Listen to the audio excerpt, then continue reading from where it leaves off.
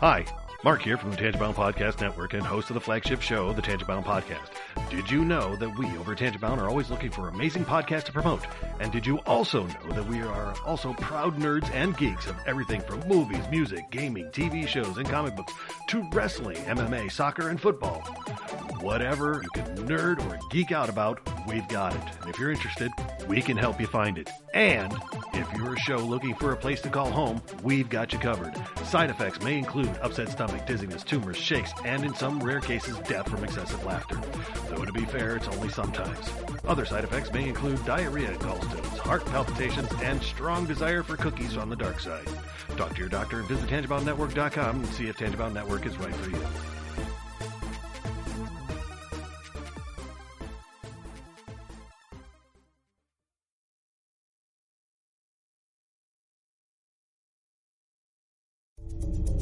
This is a Danger Entertainment podcast. DangerEntertainment.net. Danger Entertainment Podcast Network.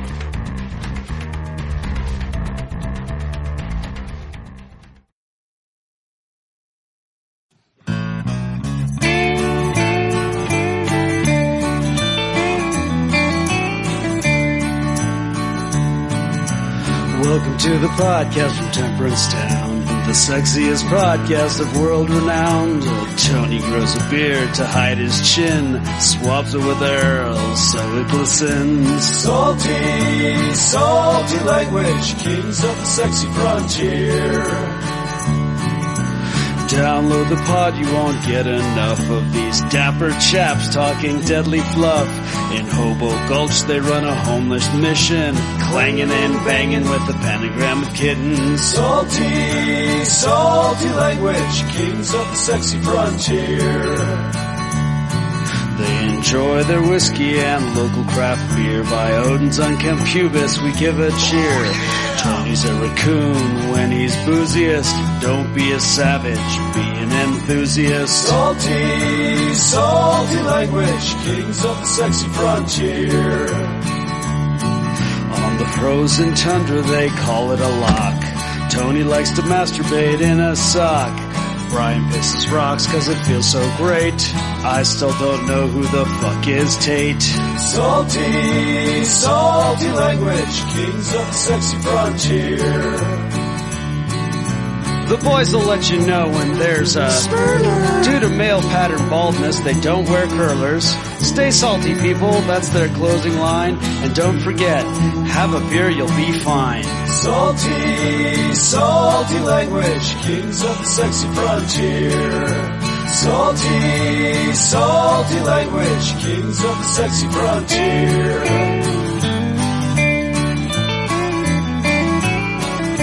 Salty language.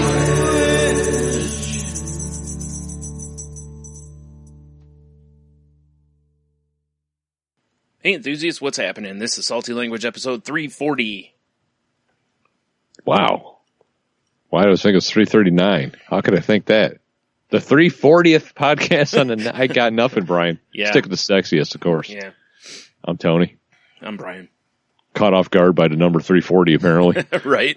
It is your nemesis, you know. It is. Yeah. It is. I have a deep-seated hatred for the number 340. Your total comes to $3.40. Counter flip. Yep, exactly. Walk out, the whole store's burning down. Mm-hmm, mm-hmm. Yeah, you look like Angela Bassett in that gif. God, what was that movie from? Waiting to Exhale, I think it is. Where she's walking away from the car and the car is just on fire. Yes, exactly. Yeah. So Exactly. Mm-hmm. And you and her look just like each other. So. Oh, yeah. I mean, we go to the same hairstylist. I go, give me to Angela Bassett. She goes, give me to Tony. Right. That would be very odd. All of a sudden, Angela Bassett's bald with a beard. A robust beard. Yeah. There you go. That would be something, wouldn't it? Yep. Like in starring Angela Bassett. She turns turns around. Fuck? Yeah. She's got like a hood on. She turns around though and you see the beard. Yeah, you're like, is that international podcast superstar Tony? Whoa. Intergalactic pod superstar, my friend. Right. How can I forget about the intergalactic? You are the minister of space violence, after all. It's true. So, it's true. Yeah. Well, since graphic novels stopped being a thing, I mean, yeah. It's kind of slowly started withering on the vine. Yeah, I guess. I mean, you still have responsibilities to the universe and all, though. I mean, this is true. So, but I'm just saying, Yep. True enough. Yeah. Those jerks. Those jerks. I mean, hey guys. Isn't that right? Isn't that right, Doc? Fucking A right. I know, man. Yep. Who would have known that Doc would be on podcasts well after Nickel and Dia? Yeah, he dare I say he may have made more appearances on Salty Language now. You might be right. Where would we have been without his insight? Lost. I know, right? Yeah. Exactly. You remember that one time, Brian, we're like, we should rob a bank. Isn't that right, Doc? Fucking A right. Mm-hmm. Right, and we went and robbed the bank. Yeah. That's how we built our podcast career, from stolen loot. Right. And he was right. That was a good idea. So he's never led us wrong. Exactly. There's that time Brian was like, I think I'm gonna go buy a drink for that hot lady over there. And I'm like, right, Doc? Fucking A right. Yeah, crazy. Doc is a good wingman. What can you say? He's a good wingman, yeah. I just love that there's probably people listening like, who the fuck is this guy? Yeah, who's Doc and why is everything fucking A right? Yeah. Yeah. He's the only, it's only in memoriam that he has a button on her thing, because I can only assume he's dead. Well, he was out fighting for freedom. He was out fighting for freedom. Wherever there's trouble. Well, yeah, because G.I. Joe is there. Or no. I guess Doc Thirst is there. Yeah. I kind of figured he went and visited, Nickel in the Canadian murder cabin, and he was just never seen from again. That's very likely too. Whether Nickel killed him or a bear or a horny moose, who knows? Yes. These things happen. Exactly. Mm-hmm. Ironically, that was Doc Thirst's wrestling name, Horny Moose. It's a good name. It is. Seems like that would instill fear in people. Like if I was going to wrestle somebody named Horny Moose, I certainly would be nervous. Right? When he comes out, the headdress on with the big, moose rack. For sure. He's got a moose rack sticking off the front of his trunks. Yes. Horny Moose. Right. That's a great idea. It's terrifying, man. Right? Oh man, I'm just picturing when he wins a title belt or something like that, and it's got that design on it instead of like the winged eagle from, WWE or WWF as it were at the time, he's right. He's got the Horny Moose title. Oh man. And of course his finisher, the moose knuckle. Oh my God. And it's like a diving, just like a knuckle from the top rope. Yep, exactly. He just comes down and like punches him in the face basically. It's similar to the bionic elbow, except, you know. Oh God, what a devastating moose knuckle. Isn't that right, Doc? Oh shit. For anyone listening that's a wrestling fan, it'd be very similar to John Cena's 5-knuckle shuffle, but it'd be up off the top rope. So and way more Canadian. Yeah, for sure, eh? Because he after every match he'd be apologizing, Yeah. Yep, exactly. Yep. Apologizing while shoveling gravy fries into his gaping maw. Yes, or he just dumps a thing of poutine on his opponent after he beats him. Yep, exactly. The humiliation. Yep. Mm-hmm. Trained by the Mountie. The who? The Mountie. Oh, the Mountie. Yes. Him and the Mountie could be a tag team. Yeah. Oh man, the Mountie's like 100. I mean, I don't know if that's the best idea. It'll be the Mountie 2 Electric Boogaloo. Because he tases everybody. That would be the smart. He'd just be his manager, and he could tase people, instead of using a cane or Fuji dust or, whatever. Like, we're going to take that championship belt. Isn't that right, Horny Moose? Oh, right on. Right on. I'm sorry if you don't like me. Yeah. I'd like to right now apologize to all of our Canadian listeners. This was all Tony's idea.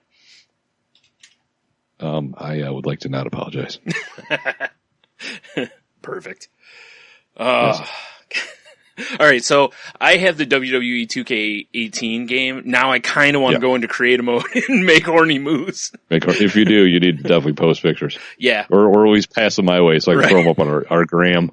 Because, if this was us back in the day with, like WrestleMania 2000 or whatever, or No Mercy, whatever, that would certainly have be made tonight. So. Oh yeah. Horny Moose would be devastating people with the moose knuckle. You're so right. It would just be brutal. Yeah.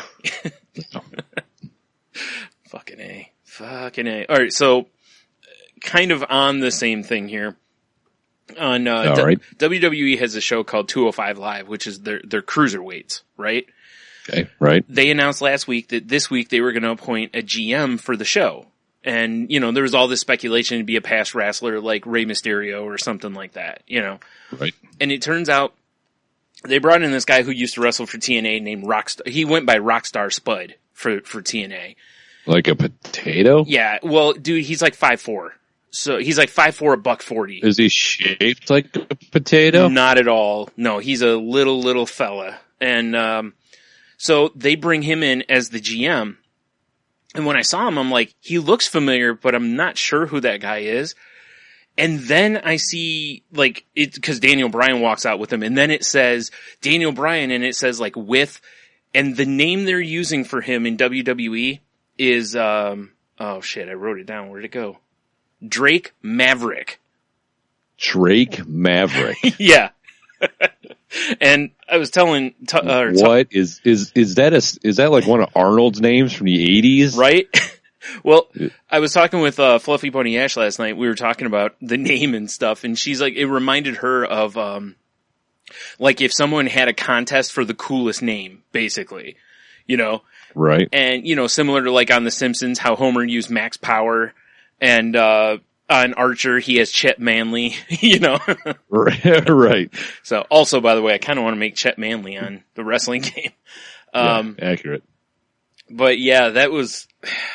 Wow. That's a hell of a name. That is a hell of a name. Yeah. It's like they didn't even try to make it sound like a legit name. They just were like, what's the coolest name we can come up with? Drake Maverick. Love it. Drake Maverick and his partner, Ox Nitrous. And their bodyguard, Moose Knuckle. Yeah. Yes, yeah. It sounds like American Gladiators. Horny Moose, I'm sorry. Yeah. It does. Shit, you're right. It does. Actually, Drake Maverick almost sounds like two American Gladiators. Yeah, exactly. Defending these cones and Powerball, or the fuck that game was called. Right. Drake and Maverick. Yep. See, it works. Yeah, it does work. Oh shit. Yeah, wow. I couldn't stop laughing when they said every time that he or one of the announcers said his name, I would just giggle like a little kid because it's so terrible. It is pretty bad. Yeah. Also, I love it. Wow. It's a pretty great name. Yeah, it is. I'm jealous that it's not my name. I would love to go around as Drake Maverick from now on. You always need aviators. Mm-hmm. And not like the colored ones. Like I like to wear like reflective as fuck. Oh, for sure, yeah. Silver mirrored aviators. Looks like you're wearing 2 floor-length mirrors for glasses. Yes. and not the ones that are curved, like the flat front. Yeah, of course. Right. Flat front ones. Mm-hmm. Mm-hmm. For sure, some spiky hair with like the shaved in part that the kids like these days. Yeah. And maybe a vintage like bomber jacket. Yeah. Okay. So what he came out in is, do you remember when $1 Million Man used to wear a green tuxedo? Like it was all sparkly. Yes. Okay. He came out in basically a green tux similar color, but it wasn't sparkly. So right there it was worse. Well, but one, he's clearly not the $1 Million Man. Exactly. Who can afford that? It's, Yeah.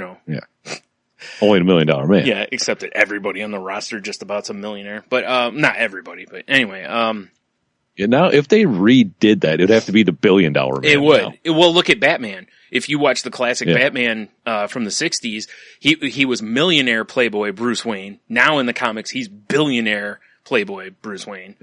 Yeah, it only makes sense. Well, it does because, especially after, someone sat down and did that math on what it would cost to be Batman, basically. It's like, there's no way a millionaire could afford this. Hell, a billionaire, it'd still be a good dent in their pocket, Yeah, Batman's admirers punching in his M-Perk number. Yeah. I got some coupons in here. Yeah. He argues the price with the cashier. That was 38 cents. Sir, it's a penny. And it said 38 cents. The price tag said $2.99. Yeah. Oh, yeah, because he's in Batman gear. Okay, right. Yeah, because he's a Batman gear. Right. I was thinking he was Bruce Wayne. Then, because I was just going to ask, why isn't Alfred doing the shopping? But you're right. Yeah, it's much better as Batman. For sure. Yeah. He's about to go out, and Alfred's like, "Sir, on your way home, please pick up some Hot Pockets and whatever. I don't know what they have. You know, some cold natty or something." Of course. Because Alfred, when he's off the clock, is like a frat boy. Oh, for sure, yeah. And he doesn't drink expensive beer because he's just chugging them anyway. Exactly. Yeah, so Batman, that's why Batman has to stop off for the Hot Pockets and natty. So, damn it, Alfred. Why do you always have, like, do you have coupons for the Hot Pockets, Alfred? No, sir, I don't. Damn it, Alfred. Batman's going to have to get the generic Meyer brand. Batman's online trying to find coupons. Yeah. Oh, man. Like, sir, you're a billionaire. Like, have you seen how expensive my toys are? Yeah. Have you seen the price of fuel? Yeah. The Batmobile's MPG is terrible. Yeah, I would think so. I can't imagine it's very efficient. Yeah. No. Pretty sure it's not a hybrid. Yeah, you wouldn't think so. Yeah. It would be funny to hear that little electric motor like whirring away. But it'll allow him to creep up on people better. That's true. Although if people argue now with Tesla technology, though, that, you know, the Batman would be sick if it was electric because Tesla technology. Yeah. Well, and then you'd have to translate that into Batman's universe. So it'd be Wayne Tech, and you know, it would be like the best thing ever. So I guess really they could, you know, he could ride a hybrid or something that runs off of, I don't know, Batman's anger or something. Right. The more rage Batman has, it just fills the tank, you know. That would be pretty efficient, actually. Right. Batman has Robin go through the checkout after him so that he can use 2 coupons. Because otherwise, you know, it's a limit 1 per person or something. Right. Man, that's good shit. Lovely. Mm-hmm, mm-hmm. Lovely. Yeah. All right. Well, let's move a little forward here, I guess. Yeah, that was silly, wasn't it? Who would have known we went from Moose Knuckle to Thrifty Batman? Exactly. That'd be a good name for the show, right? I meant Horny Moose, first of all, but whatever. We talked about Moose Knuckle. It's fine. It's just Batman super pissed at Alfred because he uses Aldi cart quarter. Yeah. God damn it, Alfred. Well, 2 reasons he's pissed. First of all, it was a quarter that Harvey Dent or Two-Face used to flip. You know, it was a souvenir one. And it was also his Aldi quarter. Because he'd use that because he knew he was getting it back anyway, you know. Exactly. He's only got 1 quarter in the Batmobile. Right. That's when he goes to Aldi. Yeah. And fucking Alfred. Had to go play Double Dragon or some shit. Right. Fucking A. Oh man. What he did was he laid that quarter on the table, when he was out shooting pool with his frat bros, and yeah, exactly. He didn't get it back. He just left it there. Did not get it back. Yeah. Batman's pissed about it. Sulking around the Batcave. Tearing the place apart looking for his quarter. Where the fuck's my Alfred? My Alfred quarter. My Aldi quarter, Alfred. Sir, I could just get you another one. It's not the same. It's the principle of the thing, you bald fuck. Oh, man. It's super defensive about it. Right.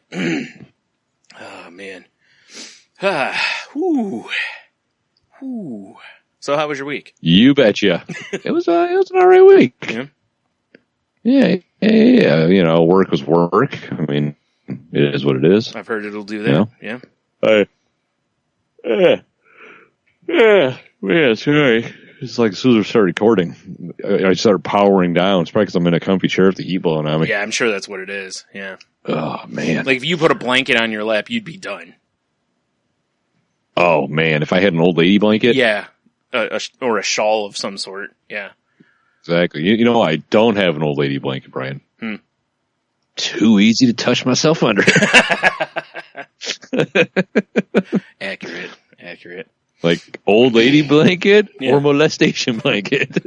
Both, exactly. No, it was, work was work.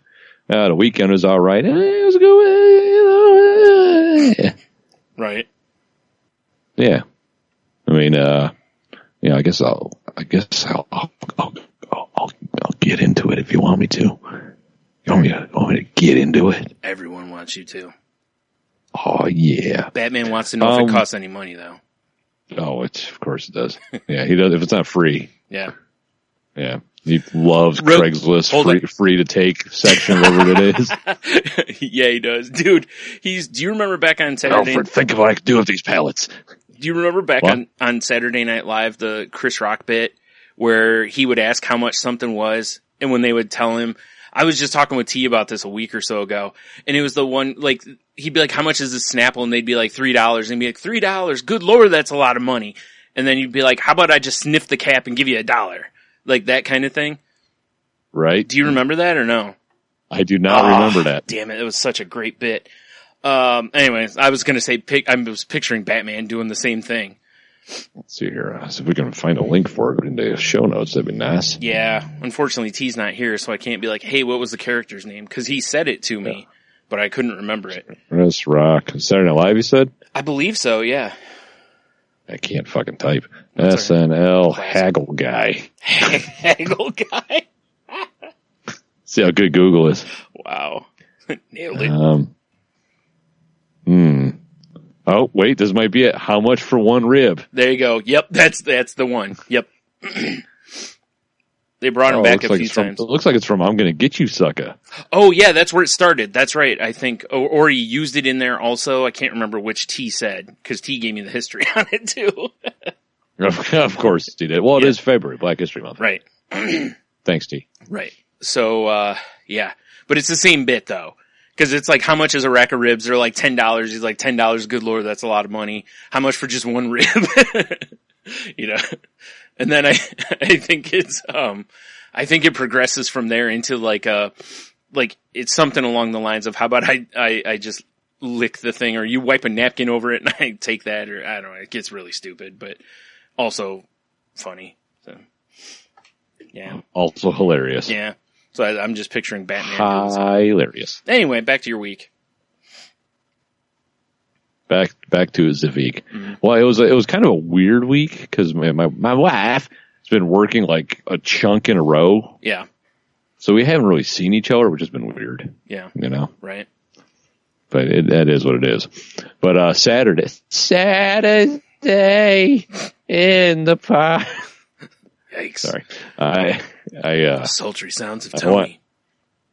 I know, right? So speaking of that, I went and hung out at a karaoke bar to watch our friend Valerie do a little DJ action. Right. Hold on, how much for one rib? There you go. But it was at John's bar that we went to, a while ago. Right. Went there, and it had a good time. I'm glad I ended up picking her up because she's like, well, you could drive my car. You guys stick. I'm like, yeah, it's fine. She drove back because I ended up getting sloshed. Huh.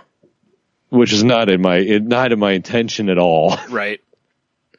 But I'm sitting there at the end of the bar, and it was weird because I'm like I'm in the corner kind of, because there's like two spots and then the bar, and there's the full length of the bar and then it ends at the other end. Mm-hmm. I'm in like one of the two spots because I like the end. Mm-hmm. Plus I was basically just there and, doing her the DJ thing.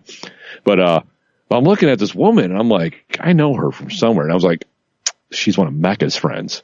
And I was texting Genius all the time and I'm like, what? I described her. Jean's like, oh, it's her name, which she could possibly remember that. Right. But did I lose you? No, it's breaking up pretty bad, but. And now that Skype's hopefully back to behaving itself. Yeah, hopefully. No, I knew it was someone I knew. Yeah. By like acquaintance, like not like new. Right. Biblically. Gotcha. So I'm texting. I'm texting Jeannie, and she's like, "Well, describe her," and she's like, "Oh, that's Adrian." And sure enough, I looked, and she had that like '90s girl necklace with her name on it. Oh, geez, nice, yeah. I was like, son of a bitch, but yeah, it was like that's exactly what it is. So I started bullshitting with her a little bit. I'm like, "Hey, you know Mecca, right?" And then we talk and yada yada yada. And then these group of people come in, like led by a fairly attractive black woman with purple hair. Sweet. And she's like, and she sits down next to me and they're talking and she looks at me, she's like, "What's your story?" And I'm like, I'm just hanging out. I'm here with the DJ. I'm just hanging out. Yeah. She's like, "Well, it's my birthday. And you're going to have a drink." I went, "Oh, okay. I have a beer right now, so I'm good." Mm. So they all got shots and they got me one. Of course. And I'm just like, shots of what? But it was like, I don't know. It looked like Ecto okay. Cooler. It tasted like it too. Weird. It was like vibrant bluish green, and so I was like, whatever. And it didn't taste like booze at all, Right. Well, this carried on through the night. Not so many shots, but they were like, "Oh, well, they get another beer," or what, Mm. I kind of somehow got involved in their party. And like I said, it probably helps that there was an attractive lady yakking right at my face. That'll happen. Yeah. Yeah. I'm a weak man, Brian. I'm a weak man. I understand. Yeah. What are you going to do? Right. But so, end up closing the bar out. Like this guy came up to me and started talking to me. And he's like, "Well, once again, this is my bar. I've never seen you here." And I'm like, "I'm friends with the DJ. I'm here to hang, whatever. I'm here. I'm friends with her." Then he's like, "Oh, what happened to the other DJ?" I'm like, "I don't know." Yeah. Like, "Oh God, I hope he's okay." I'm like, "I guess. I don't know." Yeah. Right.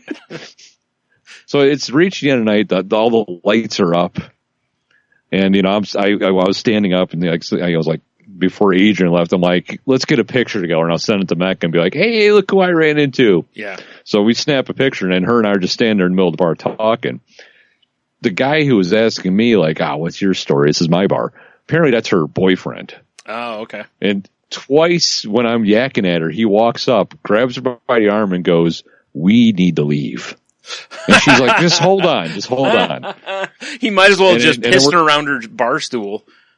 Exactly, yeah. And then, so she's like, "Yeah, I know. I'm just finishing up this." And so we're talking some more, and he comes back over and he grabs her on the arm and goes, "You and I need to leave now." Wow. Yeah. So I don't know if he thought I was trying to sweep her out of there. Or... Well, here's a possibility. Maybe he's listening to the podcast, knows you're part of the sexiest podcast on the network, or maybe he just felt the electricity in the air, Maybe. And he was just like, "I got to get her out of here or it's over," because, it's over. Yeah, clearly this guy with the beard's here to dick down everybody. So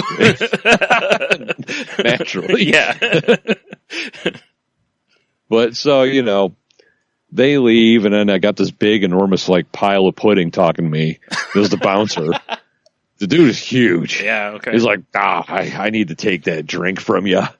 Cause I was holding a PBR in my hand, cause I was like, I had a couple IPAs, and they're like way early in the night. And I'm like, I need to, downshift, crush a couple waters, and switch to like PBR, cause it's a 4-point whatever. Yep. Was not anticipating Ecto Cooler. Right. Whatever. But so, stupid. I should have handed the beer over to him, but I'm just went boom and just slammed it like a fucking idiot. So why were you on your way out and that's why he was like? It was past time to serve, and like they were closing. Oh, okay. They're kicking everybody out. Okay. I was going to say a lot of bars stay open like an hour past final, or last call, and you can drink during that time. They just can't, sell anymore, basically. Sure. Yeah. Okay. Yeah, well, I was, because since we drove together, I was basically there until she was done DJing. Right. So. Yeah. But man, I'm glad we drove together, because me leaving would not. It was one of those things I didn't realize I was hammered until I stood up. Yeah, I've been there a lot. Yeah. Because I was just sitting at the bar, I felt fine. I was, joking. And then I stood up to talk to Adrian. I was like, whoa. Where'd my legs go? Yeah. Yeah. I was like, oh, good googly moogly. Yep. That's why when we go out, I don't tend to drink liquor as much. Because that happens to me with liquor way easier. Like, I'll be feeling great, and then I go to stand, and I'm just like, oh, shit, So, yeah. Yeah, that's basically how I felt. I was like, oh, so, she grabbed her keys. She's like, well, I guess I'm driving now. I'm like, yeah, that's a great idea. Nah, I got this. Yeah, it's fine. Terrible idea. I got it. Through a Right. fence. Yeah. Crash awkwardly into a bush, Ladies. Yeah, exactly. Yeah. Exactly. But, but then here, this is the part of the night where, like, my wife deserves a stipend from the government, probably an award of some sort. Right. Because it's basically our rule is, hey, if you're going to go out and you're going to go out and be late and whatever, let me know when you're leaving the bar. Let me know when you get back somewhere safe. Let me know. Right. So I don't think you're dead in a ditch. Sure. Yeah, I didn't send any sort of, flare up in the air until like 5 something in the morning when I woke up. Yeah. Probably, You ever have that thing when you wake up and you're like, what? You look at your phone and you're like, oh fuck, I'm a real piece of shit. No, I don't think I have. That was oh, well, I don't recommend it. Okay, fair enough. Yeah. Oh, man. Brian. Mm-hmm. Oh, yeah. So, it was, had a little tension this week. A little tension. Yeah, It's okay. It's all right, though.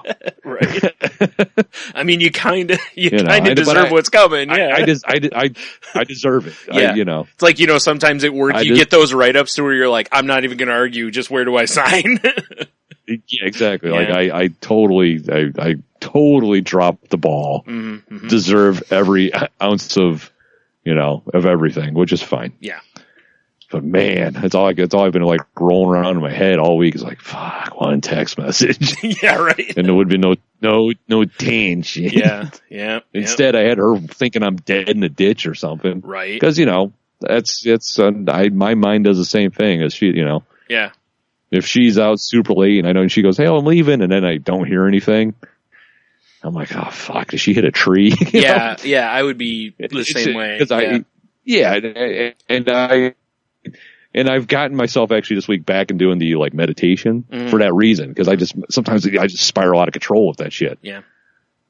And it's I'm trying to get more mindful again, because when I was meditating, I don't know, 6 months ago or whatever it was, everything was feeling right in the world. Yeah. And then I just stopped for some reason. Mm-hmm. It is amazing just how just doing that for a few minutes, whether you do it twice a day, once a day, 18 times a day, whatever it is, how it really can make a difference though. It really kind of, like for me, most of the time, it kind of just quiets the outside and I kind of recenter. Right. And then I'm like, okay, I got this,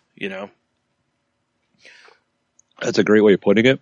Because like, I've noticed a lot lately at work that I love my coworker. He's my brother, but he's a very negative human, but I'm like him and I, as I told just telling Genius yesterday, him and I are like yin and yang, you know? Right. Yeah. So whenever I get super negative, people always go, whoa, what's going on? And unfortunately I found myself getting in that space, and a lot of it's got to do with him because I'm around him so much. It's like, Well, yeah, sure. If you're in a negative environment, it tends to, it gets you at some point, Yeah, exactly. Yeah. So I found that since this week, since I've been, like around noonish, I just find somewhere to park, do a quick 10-minute deal because I got a sweet app for it. Right. Just not behind, I can't remember now, where you stopped to eat your lunch, you were behind a building or whatever. And out by Sears, yeah. Deputy dipshit knocking on like, can't you say I'm trying to get called? Yeah. Beat the shit out of him. Yeah. Yeah, but I found myself the past few days or this week since I've, gotten back into it. It's like, I could tell he's all fired up about shit, and I'm just kind of like, yeah, it is what it is. It's like it almost puts a little like light Teflon coating on you. It does a little bit. You're right. It's like shit just kind of rolls. Right. Because that's what I found myself doing at times is, when I'm talking with people that are negative, and I'll be sitting there going, I'm the positive one here. Like, this is weird, cause for a long time I wasn't, and now I'm kind of like, I'm like, hey, you know what? Maybe it won't be that bad. My mom had a thing she had to deal with the other day, and she had to go to like the township thing up here. And, she was worried that there might be, fees and whatnot with it. And, and I was like, you know what though? There might not be, I was like, right now it's 50-50. There either is or isn't, and I was like, so when you, right.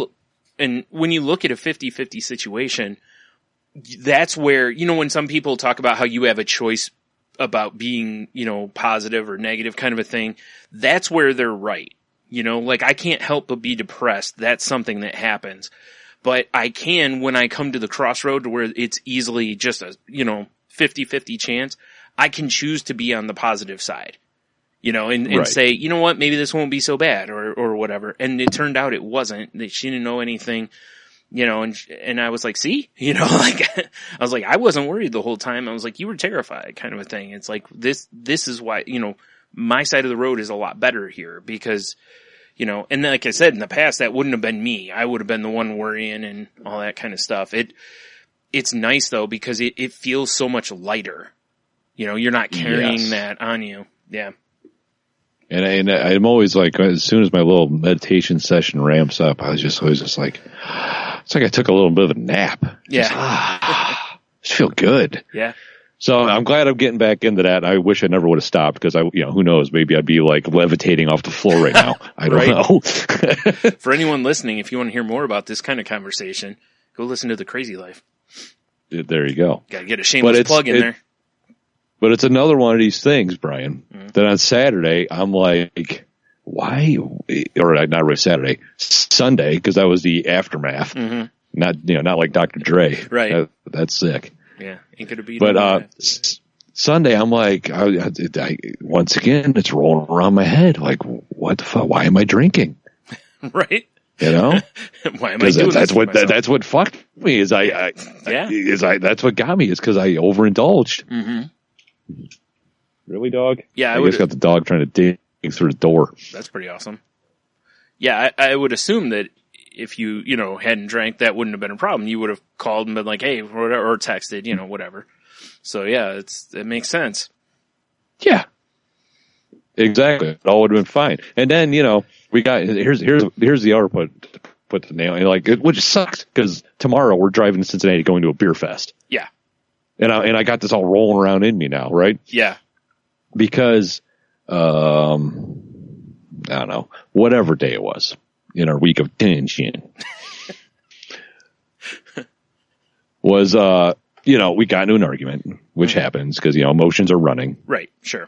And I overreacted and I knocked some shit over and went outside and threw some shit outside, and it just, I basically, that's what I'm looking for. Threw a tantrum. Oh, acted like a dick. Oh. Yeah. I was just, exactly. And I like the best thing I ever heard that makes the most sense to me was comedian Bobby Kelly once said, he always feels like Hulk pretending to be Banner. And I was like, fuck, I get that. Yeah. Yeah. Mm-hmm. And when Gina and I were talking, she's like, you can't lock that party away. You got to just kind of let it, you just got to kind of work with it. It's funny. If you lock it up. Yep. The shit gets crazy. Yep. Henno and I actually talked about that over on The Crazy Life one time because he kind of he was over, had his fill of just his anger basically. And it led to, him destroying his iPad, and I was like, sometimes you just gotta have tantrums. Like you just need to just have it, get it out of your system and then you're okay, I mean, try not to, hurt anyone / property, if possible, but, yeah, it's like, I really believe that. There's just some days that you just have to, have those like, where you just sit and you're like, wah, Right. So, and then you're good. Or you're not. This wasn't one of those days. Yeah. I would think I'd be better if I had like a punching bag set up somewhere. So I could just go and just hit the bag a little. That'd be good. Sure. I was just acting like a douche, which happens. But then, so that happens. And then, Jeannie's like, I got to get away from you for a little bit. And she left, which I also understand. Yep. But me, I came inside and I was so fucking pissed off. I just boom, boom, just smash 2 beers. Yeah. And I'm like, and then I sat down and I was listening to music and I was doing shit on the computer. I'm like, what are you doing? I'm like, cause love my dad, but that's the shit he used to do. Yeah. And I'm like, I don't want to be that guy. Yeah. Sure. So that's why it's like, now I'm like, well, fuck, do I even want to drink it? And I know I have a beer right here, but I use half of it in dinner. Sure. I needed to, thin out the barbecue sauce to glaze the meatloaf with. Right. Sure. Right. But I'm like, it's like one of those things that's the first time that I can ever think of I've ever just drank because I was like pissed off at something. Yeah, I used to do that for a while, and when I had that kind of moment where I'm like, what the fuck am I doing? Like every time I get pissed, I'm knocking beers back like they're nothing. Like when I was really mad after working at Hollywood Video because I get passed up for a promotion or whatever, I'd go to whoever's house we were going to that night, and I mean I would just shotgun like 3 beers to start and just keep drinking. And that's why I quit for a while, because I was like, I got to make sure this isn't a crutch, right. I need to be able to emotionally handle this. There's nothing wrong with, like you come home from a stressful day or whatever, you have a drink, but when the drink becomes a 24 pack or something, you're like, yeah, exactly. Yeah. So I think after Cincinnati this weekend, I'm going to ease off the stick a little bit and become, I don't know, Tony Diet Coke or something at the beer stube. Oh shit, Tony's going straight edge. Goes. Yeah. Yeah, I know. It's just like, man, because that actually it kind of freaked me out a little bit when it was like boom, boom, and then all kind of set in. I'm like, oh fuck, what are you doing, man? The scariest part when you get to that point is how easy the beer goes down too, or the liquor. Yeah. You're just like normally if you did that on a normal day, you'd probably be like, oh, you kind of have that full feeling from slamming beers or whatever. Nah, in that kind of mood, you're just like, whatever, and you just keep going. Yeah. Yeah. Those 2 beers sure didn't fill that hole. Right. See, exactly. Yeah. It's like rage. It's like rage carves out some more room. and if you go back a year or so from this episode, you'll hear me talking about my regrets from Cincinnati Beer Fest because I went off the fucking rails. Yeah, that's right. I forgot about that. Yeah.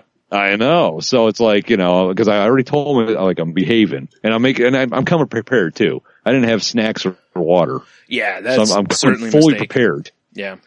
But still, because it's something that, her and I have talked about, and she's right. She's like, it's not that you have a drinking problem, although maybe I do. I don't know. Mm-hmm. But she's like, you hit a point, you don't know when to stop. That knowing you for as long and as well as I do, I think she's nailed that. Yeah. Yeah, because it's like I had this, 3/4 of a beer tonight, and that's what I'll have, and that's it. Right. It's not like I'm like, oh god, I need another one. But if I was, we've definitely had nights on a podcast, and I was like, hey, I got like 4 beers lined up, and after 2, I could probably be fine. But I'm just like, fuck it. Well, who was it? Just a few weeks ago when you're like, but Brian, I got 1 more beer. And I think you had 3 at that point. Yeah. So, yeah, exactly. Yeah, exactly. I just hit a point where I'm just like, I don't know. Yeah. I don't know. So, it definitely concerned me a little bit. So I think I'm going to, pull back on the stick a little bit, level off the plane. Yeah, the easy part with it, or the good part about it too, is that like it can't hurt. Well, no, it's not like something you're gonna really, like you can live without it. I mean, yeah, you like it, but it's something that if all of a sudden there was no more beer, it would suck, but you'd move on. Yeah, exactly. I mean, I've shown it before when I, started changing the way I eat and stuff. Yeah. If I'm like, if I'm done with that, I'll be done with it. Yeah, exactly. So. Yeah. Not a bad move, probably. Man. Especially if it's making you feel that way. Cause just waking up the next day feeling like shit is bad enough. Yeah, exactly. But when you're also going, God, I was such an asshole / idiot / whatever. It's like, okay. Exactly. It's negatively affecting my life, which, as I've talked about on the Crazy Life, that's the time generally when it's time to make a change, is when anything is negatively affecting your life. It's like, okay, this has got to change. Yeah. So, yeah. Yeah. I mean, when it's, when it affected me to the point where I'm like, oh, hey, our number 1 gold star rule, I forgot all about it. Yeah. That's not cool, bro. Not cool. Yeah. Definitely not. Yeah. Right on. Yeah, so that's, I'm glad I got to, chat with Markeisha. That was her name. Okay. She was lovely. Mm-hmm. Yeah, but, oof. Yeah. That's all I can say, oof. And luckily the boyfriend wasn't, what's her name, wasn't like the stabby type or something, or waiting for you out in the parking lot or whatever. I'm not saying I'm a tough guy, but this guy was like, 5'2" and probably 120 pounds. Right. He would have tapped you out in about 2 seconds. Yeah. Yeah, probably one of those guys. He just gets your back and it's over. Yeah, pretty much. He just makes you bend a little bit and you tap because, not flexible. Be like those, be like Attack on Titan. He's just running around cutting me down. Yeah. Exactly. Oh man, that'd be funny. Yeah, so yeah, Saturday was good. Mm-hmm. I mean, the Saturday's fun. The aftermath was danging. Right. I wish I could name the episode how you pronounce that. Because that's what makes it good. Like if I just name the episode Tension, it doesn't do anything. Yeah. It's tension. Tension. I guess I could. Actually, it's tension / self-regret. Right.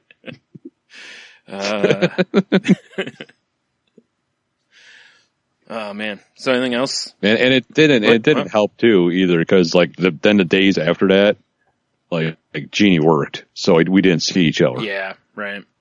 And so it's like you can't really, have the proper sit down you need. Right. And I'm sure there was times we could have had the proper sit down, but I was still like processing everything and unfortunately I'm not real quick about just being on the ball talking to people. Sometimes I gotta hash the shit out first. Yeah, I understand. Which doesn't always help either. No, but, it is what it is. Mm-hmm. But so, I mean, so what are we gonna, did I talk to you about my Jeep? How I switched out all the hoses and was shooting fluids everywhere and. Yeah, you mentioned that you did that. I don't know if there's more to it than that, but you did mention you fixed all that. It's still leaking. Oh, jeez. From somewhere. Now, let me ask you this. And it's hit. Are you sure it's the Jeep and not you? If I'm leaking, sweet green fluid, I mean, that'd be weird. What are you, a predator? Yeah, I know, right? Or was it Alien? They had the green blood. They both did it. Oh, anyway. Just the Aliens is acidic. Ah, right. Yes. But yeah, it's so because it was fine, and I think I got it narrowed down, but I really got to, whatever. But it was fine for like a week, and then I go to my in-laws and I pull in, and I was like, I noticed it was running a little hot. I'm like, that's weird. Mm-hmm. And as soon as we hop on a Jeep, I look, there's a little spit of steam. It's like, yeah, motherfucker. Right. Because it's so frustrating. Because it's like I love not having a car payment. Yeah. And I love the Jeep. I know it rides uncomfortably and it's loud as fuck and it gets horrible gas mileage, but right. I love it. Yeah. I really do. Right. But it's hitting that point. I'm like, is it worth having the car payment to not have mechanical problems? Yeah. They just are kind of been nickel and diamond. And granted, a lot of it I've been doing myself or I can get my buddy to do. So it's not like I'm going somewhere and paying thousands of dollars for right. to fix it. Yeah, exactly. So there is that. Mm-hmm. But it's just the frustration of it. Yeah. It's like as soon as one thing is like yesterday, I'm driving home and I just see motion on the corner of my eye because I'm looking this way and I look down and I'm like, oh, it's the check engine light. That's great. Oh boy. It's always something. Yeah. And I honestly, like 2 months ago, the check engine like popped on for like 2 days and it clicked off. I was like, I probably have a sensor going out, and it's probably all it is. It's a sensor. Yeah, somewhere. It finally died. Mm-hmm. But still. Right. It's still something you have to figure out. Yes. Yeah. Even if it is something as simple as just the sensor, it's not, it's still something you've got to, narrow down or whatever. So yeah, I understand. And it's easier when it's warm out too. Cause I mean, that doesn't help. Because I mean, I have garages I can use. Yeah. Like my in-laws have a nice garage. It's heated. Yeah. And they're like, and that's where I fixed my Jeep last time. Mm. And, my stepdad has has his shop at his, Right. business. Yep. And I can take it, but one's in Monroe, which is not far, pretty decently far away. Yeah. The other one's not as far, but it's not my house. Yeah. Right. Yeah, exactly. It's just like, fuck. So I got to get in.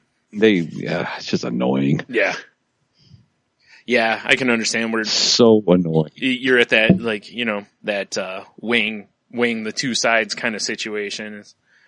Because it's like I don't really want having that payment. Frustration has some value to it.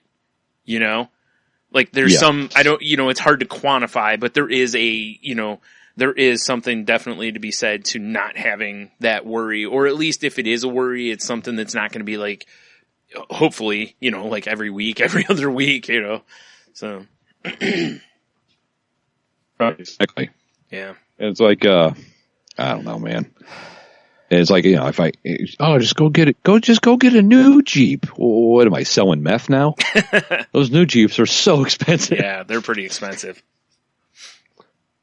It's funny because I don't get me wrong. Man. I love Jeep for how many people we've known that it employs and what have you in our area, but it really kind of is like the Apple of cars, Like it isn't necessarily a superior product, but it costs way more. Yeah, exactly. And maintaining them is not cheap, No, I mean, it's just like it. If you want to, especially if like or stuff, it seems like. Wow. Wait, no, it was all breaking up. I didn't catch any of that. I said, if you really want to have fun with them, it seems like you got to dump a lot of money into them too. Mm-hmm. Yep. It's like paycheck. Here you go. Yeah. I need a new winch. Who doesn't? Yeah, but whatever. Oh, you didn't say winch. No, right? Sorry. All right. Yeah, I need a new winch. Yeah. So I had this. I was, I got two more things of life, and then the rest is just the stuff we don't really talk about. And so we still got to get to your week, of course. Yeah. So I last night slept like the hottest of garbage, right? Yeah. And it's the first night that like Jeannie's been home from work because she's been working midnights. We're sleeping in the same bed. Life is good. Tension is a little less. Right. Right. Mm. And I wake up at like 1 a.m. and because she's like spooning me. Mm. I'm like, this is nice. And she grabs my junk. And this has happened before. Mm-hmm. Right. To the point that I've like made moves on her, and she wakes up in the morning and be like, did we have sex last night? I'm like, yeah. Don't you remember the conversation? And she's like, no. So now it's like, hashtag me too. She asked me, verbally confirmed that I'm awake. Yeah, probably a good idea. Yeah. Which is fine. Yeah. So she spooned me, she grabs on me, and I go, hey, that's my dick. Right. Which I got no response. As one so does, like, okay, yeah. well, right. she's clearly out. Yeah. Yeah, so I'm like, all right. So I roll to kind of like get her off of me. Yeah. And it's like a goddamn, spider monkey just attacking me again. It's like, God damn it. And then finally she leaves me alone. Yeah. Finally. But she's still sleeping the whole time. But now I'm wide awake. Right. Got things going on here. Right. Yeah, looking for a t-shirt. Gotcha. Real problem. Yeah. Right? Real problem. Yeah. It's like, God damn it. I'm trying to fall back asleep and I like snuggle up to her and just nothing. I'm like, God damn it, Mr. Sandman. I need Sandman to come and deliver a medicinal jerk over here. Right. Real problem. It just sucked though, because I was just wide awake. It was awful. Yeah, yeah. It is, And then, it's just, it happens sometimes. And she's like, well, that's why you should wear pajama pants. It's like, no, I don't want to be all tied down with my pajama pants. right. It's too confining. I need the freedom. If someone breaks in, I want to attack them naked. And naturally, that is the best way to Put attack. the fear of God in them. Yeah. Exactly. Like the old Brock Sampson, covered in blood with a knife in your teeth. Yeah, exactly. Makes sense. Man. Yeah, it's rough when sleep cock blocks you. Yeah. Yeah, right. Another reason to hate it. Fuck you, sleep. Fuck you, sleep. So I had that going on for me. And then today, the wolf character from Glow? Yes. Whatever her name is? Right. Yeah.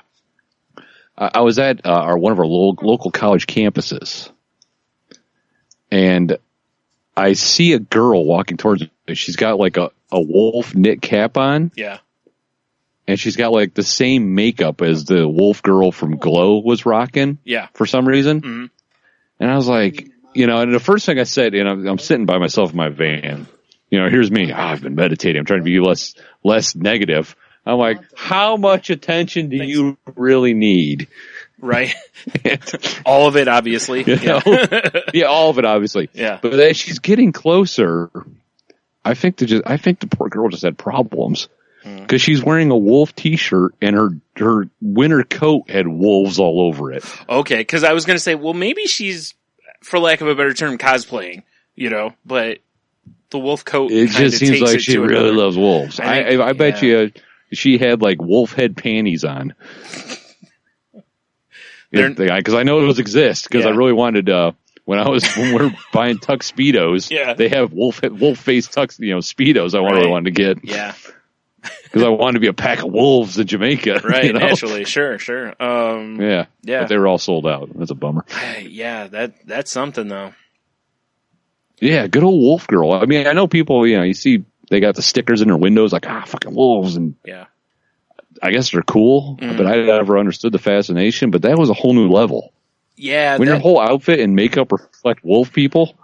Yeah, there's a difference between like, hey, wolves are cool, and then like, I wish I was a wolf, Yeah, exactly. There's a little bit of difference. That's what it kind of felt like I was getting from. I guess it wasn't it just recently Super Blue Blood Moon or something shitty like that? Yeah, it wasn't some sort of crazy phenomena. Last night or the night before, I can't remember. Yeah. Maybe she was just coming down from transformation. Could be. Maybe. I didn't think about it till just this minute. That'd be kind of weird for a wolf to wear wolf gear, though. I mean, that's kind of like a band wearing their own band shirt at the concert, True. Seems like it would be frowned on by the brotherhood or sisterhood, Like all the vampires like Dracula. Why are you dressed like a Dracula? Yeah, right. Or like, oh God, what was it? I forgot the name of the character on Rick and Morty. That's the gym teacher. That's the vampire. I can't remember his name. Fuck. And then and then at the end, Dracula's like, "What the fuck?" Basically, like, right? Oh, it's Coach Ferratu. Yeah, that's what it was. Yeah. It was so good. Yeah. Like, are you even serious? Coach Ferratu. Yeah. Oh shit! Well, that's that sums up my week. Wow. From wolf girl to fucking up horribly and thinking I might have a drinking problem. God damn it! That's quite a span. Quite a span. Yeah, exactly. It's all topped off with, "Hey, that's my dick." Right. Also that. Yeah. Right. Also that. Oh shit. Oh man. Yeah. So, trying to look to see if what I did here. So, I mentioned that last time, I think it was, that I saw a nutritionist, and, yeah. So what I've been doing this last week was I just eating like I normally eat, but tracking everything in my Fitness Pal, Mm-hmm. That way I figured I'd do that, and then I can sit down and look at kind of like where I'm blowing up, certain numbers and whatnot, whether it's calories or the carbs, or, also taking a look at, like my sodium, because, it's a concern, so that I can look and go, wow, I'm doing this, and then kind of review what I'm eating. Cause what I'm finding is that all along I'm like, as a fat person, people will look at you and be like, put the fork down. And it's like, I don't eat that much, Yeah, right. But what I'm realizing is even though I don't eat that much, the stuff I'm eating is such a calorie bomb or a carb bomb or whatever. Cause the last 3 days I've been well over, I've been like 1,000 to 1,200 over, and I'm shooting for like 2,066 calories, And now she did tell me that, my high end could be like 2,300 basically is what I should try to shoot for. And I'm still well over that, So I was like, wow, even when I'm just trying, like we've ate at home most of the week and I'm still blowing up like that, So it's like, it makes sense, but now I can look back and see the things that are, basically the culprits, Like, here's a great example. Yeah, that's why Good. I'll say that's why I like apps like that is because then you can, you can put it all in perspective. Yeah. Like you know exactly who's the bad guy. Yeah. Cause some of it's obvious. Like I know obviously, if I remove pop from my diet, that's a carb every day. And, each time I have a can of it or whatever. But some of the stuff that really, I think blows your mind a little bit is like tonight we had, just chicken that was just cooked in a skillet, a little bit of oil. That was all that was really used in it. And then, we had, like corn on the cob, mixed veggies, and, a potato, like a Yukon Gold, like a small, baked potato. So, and on corn on the cob, I gotta slather it with butter and, put a little butter on the potato so that it's not, dry or whatever. So I put in, the butter in there and I'm like, holy shit, it's like every tablespoon of butter that you use is like 100 calories off of this. And I'm like, geez, cause the overall meal I think was somewhere around like, 600 calories or something like that. And then when I added butter to it, I added 200 more calories just by adding butter, and I was like, whew, and I think that's the kind of stuff that you just mindlessly don't think about, but you just put on things, whether it's sauces or butter, for sure. Or, any of that kind of stuff. So I think that's an area I've got to be very aware of, not that I use a lot of butter, but it's still an area that I could easily cut back on,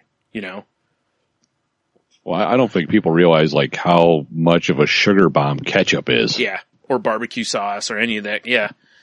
Yeah. Yep.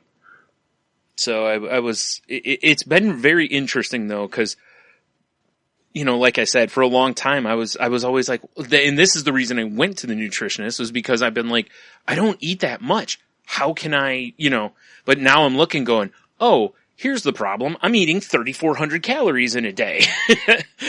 Like this is no bueno. Right. And you don't even realize it. Yeah. And I'm well over my carbs. I'm under on stuff like, fiber. I've been under almost every day, and stuff like that. My water level's been good. I've been, somewhere between 8 and 12 glasses of water roughly a day. So that's not terrible, but nice water champ. Yeah. But that's, but then I look at the other stuff and I'm like, geez, So, yeah, son of a bitch. Yeah. And it's like, obviously, like I ate McDonald's the other day. I had a Big Mac meal, it's like, I know that's going to be a bomb, like that was one of those things. It's like, well, this is going to suck, but, and I know there's probably something better I could have chosen there, but I didn't care. I wanted a Big Mac. So, but like I said, that was kind of the point of this week was just eat as normal, see what it looks like, and then kind of reapproach it going into next week and stuff, cause, and I've already had my eyes open pretty good. So if somebody out there is in a similar position to me where you can't quite figure that out, get MyFitnessPal or Lose It, one of those kind of apps, and just food diary your stuff. Yeah. For a week, and you'll get a nice look at what you're doing. So yeah. Oh yeah, it is fascinating when you do that. Yeah. Especially when you look at like the macros, you're like, holy shit, I didn't know I was, I had that much sugar in my diet, Yeah. right? That much, whatever, Yep. It is mind blowing. Yeah. Well, it's like our friend Michelle. I was just chatting with her a little bit before we recorded because I sent out pictures of food, whatever. But she was telling me that she's on a autoimmune protocol diet. Yeah. So her diet is super strict because so much food makes her inflamed and hurt and whatever else. Right. And she said she went to KFC the other day. And ate the KFC and then seriously thought she was dying. Wow. Like she said, she got so inflamed. Yeah. Like filling her lungs with air hurts her ribs. Oh, damn. And I know. I was just like, holy shit. Because she was telling me how she went and spent $10 at Arby's and then threw it in the garbage. And I was like, why? And then she told me a story about KFC. But she kind of was like, I'm hungry and broke, bought Arby's. And then was like, if I eat this, it's going to be real bad. So she just threw it away. Wow. But it's probably worth the $10 not to feel like you're dying. Yeah. Yeah. I would think so too. It's crazy though. It's just crazy how food affects people like that. Yeah. Right. Wow. Yeah. I mean, I can always tell. I don't do too much in the carb category. I can always tell when I'm eating carbs and sugar because I feel like garbage the next day. Right. It's weird because it takes me a good day to Yeah, even with what the amount that I eat, I feel that way too. Or it's like if we have beers, because I don't drink very much here, So if I do go out and have 4, 5, 6 beers, I feel it. Like I feel just heavy and blah, and I know a lot of that just comes from just the empty calories / carbs of the whole thing I've just drank, So yeah, I get you a little bit. Right, exactly. Or if I've eaten a lot of bread across a few days or something, I had that the other day. Before I started tracking everything, it's like I had a sandwich and then I think we had hot dogs for dinner. And then later on that night I had, 2 bagels. And by the end of that, I was like, God, I just feel so full and just blah, So yeah. Right. Exactly. Yeah.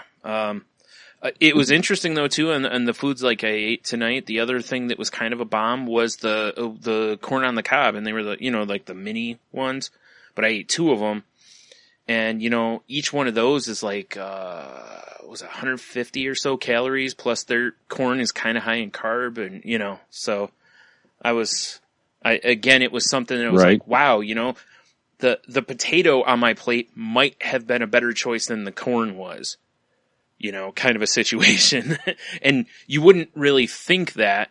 Corn's so delicious though. I know, and I love corn on the cob. So it's what I need to do is okay, next time just have 1, instead of 2. Just have to suck it up that, that I'm not eating as much. But then maybe the next day or later that night or the next day or whatever, then I could,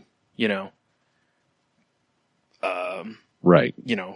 Maybe have another one if I want one. Cause, if you spread it out, it's not quite as bad, but still it's,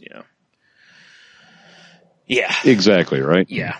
So yeah, anyway, so there's that. Like I said, if anyone's, in that boat that I'm in, track your stuff. I mean, I would assume like any nutritionist probably, that's something they probably tell everyone who comes in basically, is write down. Do you imagine doing this do you imagine doing this in the days before, like MyFitnessPal, when you had to have a notebook and write everything down and calculate? Yeah. It's crazy. Yeah. It's so much better now. It is. Well, not to mention, in those days, you didn't really know what was in fast food, and a lot of people eat enough fast food that you're just like, I don't know what I'm consuming here. Remember I talked about a while ago when I went to Applebee's and I noticed they put the calories and everything down on their menu now, and you're like, whoa, Right. It's like, wow, I used to eat that whole dish and it's like 2,400 calories. That's always terrifying when those lists come out. Yeah. So, whereas now the app has a lot of that stuff built in, and I love that, this one, you use the barcode scanner. I've been using it like crazy,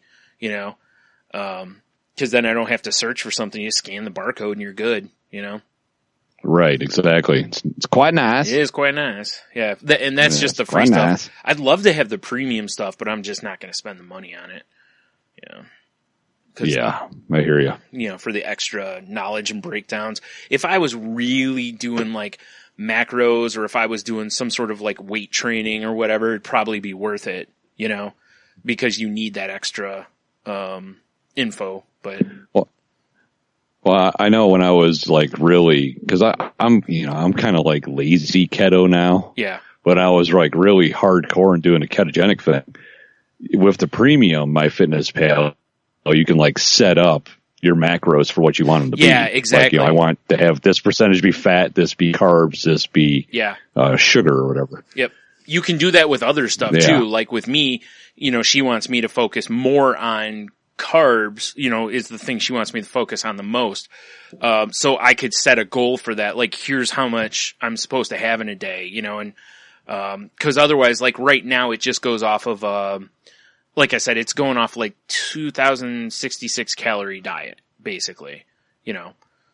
Right. So it's going to be pretty close, but you know, like I would like to bump it up to 2,300 because, you know, if I'm looking at the fact that I'm eating over 3,000 calories a day, dropping down to 2,000 it's too big of a drop, you know, like I need to gradually move to that, you know, otherwise I'm going to probably feel hungry and then I'm going to binge eat, you know, and that's no bueno. Right. So, yeah. Anyways, yeah. I'll be curious to see when you start switching things up, how you're feeling. Yeah, me too. You know, because you said you're basically just eating like you normally eat just to kind of get a baseline, right? Yeah. I'll be curious. I kind of want to have like Brian nutrition updates just to see how it's going. Yeah, I probably will. We'll see how it goes, but yeah. So speaking of this food stuff, and this is also a hard pass update. All right. So the other day I was at Bob Evans with my mom, and she was like, can you go up and pay, you know, while she was, you know, getting her coat on and all this stuff. I'm like, yeah, sure. You know, I go up to pay, and there's, you know, a pretty attractive young lady working the counter, and, you know, she mentions that she liked the shirt I was wearing, and then we got, you know, cause I had a Spider-Man shirt on like normal, and she's like, I love Dr. Octopus. And I'm like, wow. I was like, you never hear somebody say that. And like, really? Yeah. She's like, yeah, I got his bowl haircut really gets me horny. Right. So, you know, and she's like, yeah, you know, I have a Dr. Octopus t-shirt that's my favorite and all this stuff. And I was like, wow, I don't think in the years we've worked in comic shops, owned a comic shop, I've been in comic shops, and since, have I ever heard a person say that? Yeah, right. You know, like for a long time, you probably couldn't even get one. Sick. But for a long time, you probably couldn't even get a Dr. Octopus t-shirt, you know, unless it was like a Sinister Six or something, you know. So anyway, you know, on all this. Is she in the hentai maybe? We'll find it. No, I'm kidding. I don't know. Maybe. That would be interesting if that was the crossover. No, yeah, right. But then she looks at me and points out that I have food in my beard. Which, you know what? She was cool enough to point it out. I agree, but it's one of those where like it makes you feel like, you know, like, you know what I mean? It's like going into a test and realizing you don't have a pencil or something, you know? Right. It was just kind of funny. I mean, I immediately was kind of like, oh shit, embarrassment kind of a thing. And then I kind of wanted to just leave. Like, that morsel of food's for you, baby. Right. Like, why don't you see what else is in there? The fact she told you. Oh, me too. Yeah. Because do you remember the conversation we had a little while ago when I was like, yeah, I basically had a whole fried egg hanging out of my beard, and I walked around work for like 15 minutes before I noticed it myself. Right. Yeah. That's why. So it's like, you know. I've gotten to where I generally ask. Like, if I'm with somebody, I'll be like, do I have anything in my beard? You know, and, you know, or like, you know, you and I generally will tell each other, you know, Jeannie tells me, you know, and stuff. Yeah, like, hey, you got a whole rib bone in there. Like, I know. Like I was saying before, it's like, why don't you climb in there, see what else is in there? Wink. You know, exactly. Maybe there's some tentacles in there.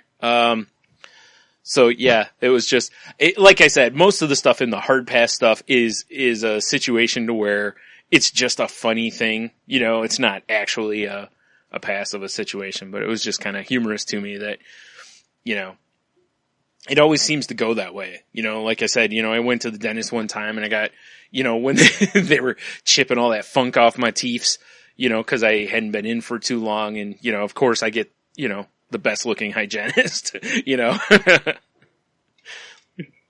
Is there a new hygienist, Tits McGee? Like, yeah. what? Yeah. And be like, of course it is. Yeah. Why wouldn't it be? Yeah. Is she going to be digging around in your mouth today with all the tools? Like, this is exactly what I was hoping for. Ugh. Like, I had a dream like this. Yeah. Yeah. Damn it, Mr. Sandman. I know. There he is again. Fucking There with he is other again. people. All right. So you mentioned KFC with Michelle, and so the Royal Rumble, WWE Royal Rumble, was this past Sunday, right? And it's always been my favorite WWE event, you know, because the rest of the year you might get a battle royal or whatever here and there, but you don't get, you know, the potential for 30 people to be in the ring at one time. And, you know, I've always just really liked that one.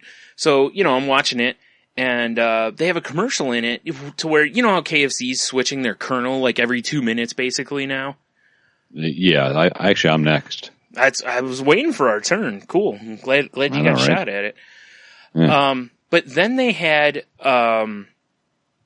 basically a battle royal to be the next colonel, and they just, you know, it was all set up, of course, and goofy to where, you know, people were running down to the ring wearing like wigs or different things that were reminiscent of the colonel. And, you know, I was like, this is stupid, but whatever, you know. And then after they were done, there's two guys and they're like, one of these two will be, you know, the next colonel or whatever. And then you hear the countdown start playing again. And when it's done, you hear, woo! And Ric Flair comes out in a long white robe dressed as the colonel. That's pretty great. And I cracked up. And of course, you know, Flair ended up winning. Please tell me we're going to have a video for this. I will try to find one. I think I have one here. But, and I have to do this segment a little bit early. Actually, whatever. I'll just do it now. It's fine.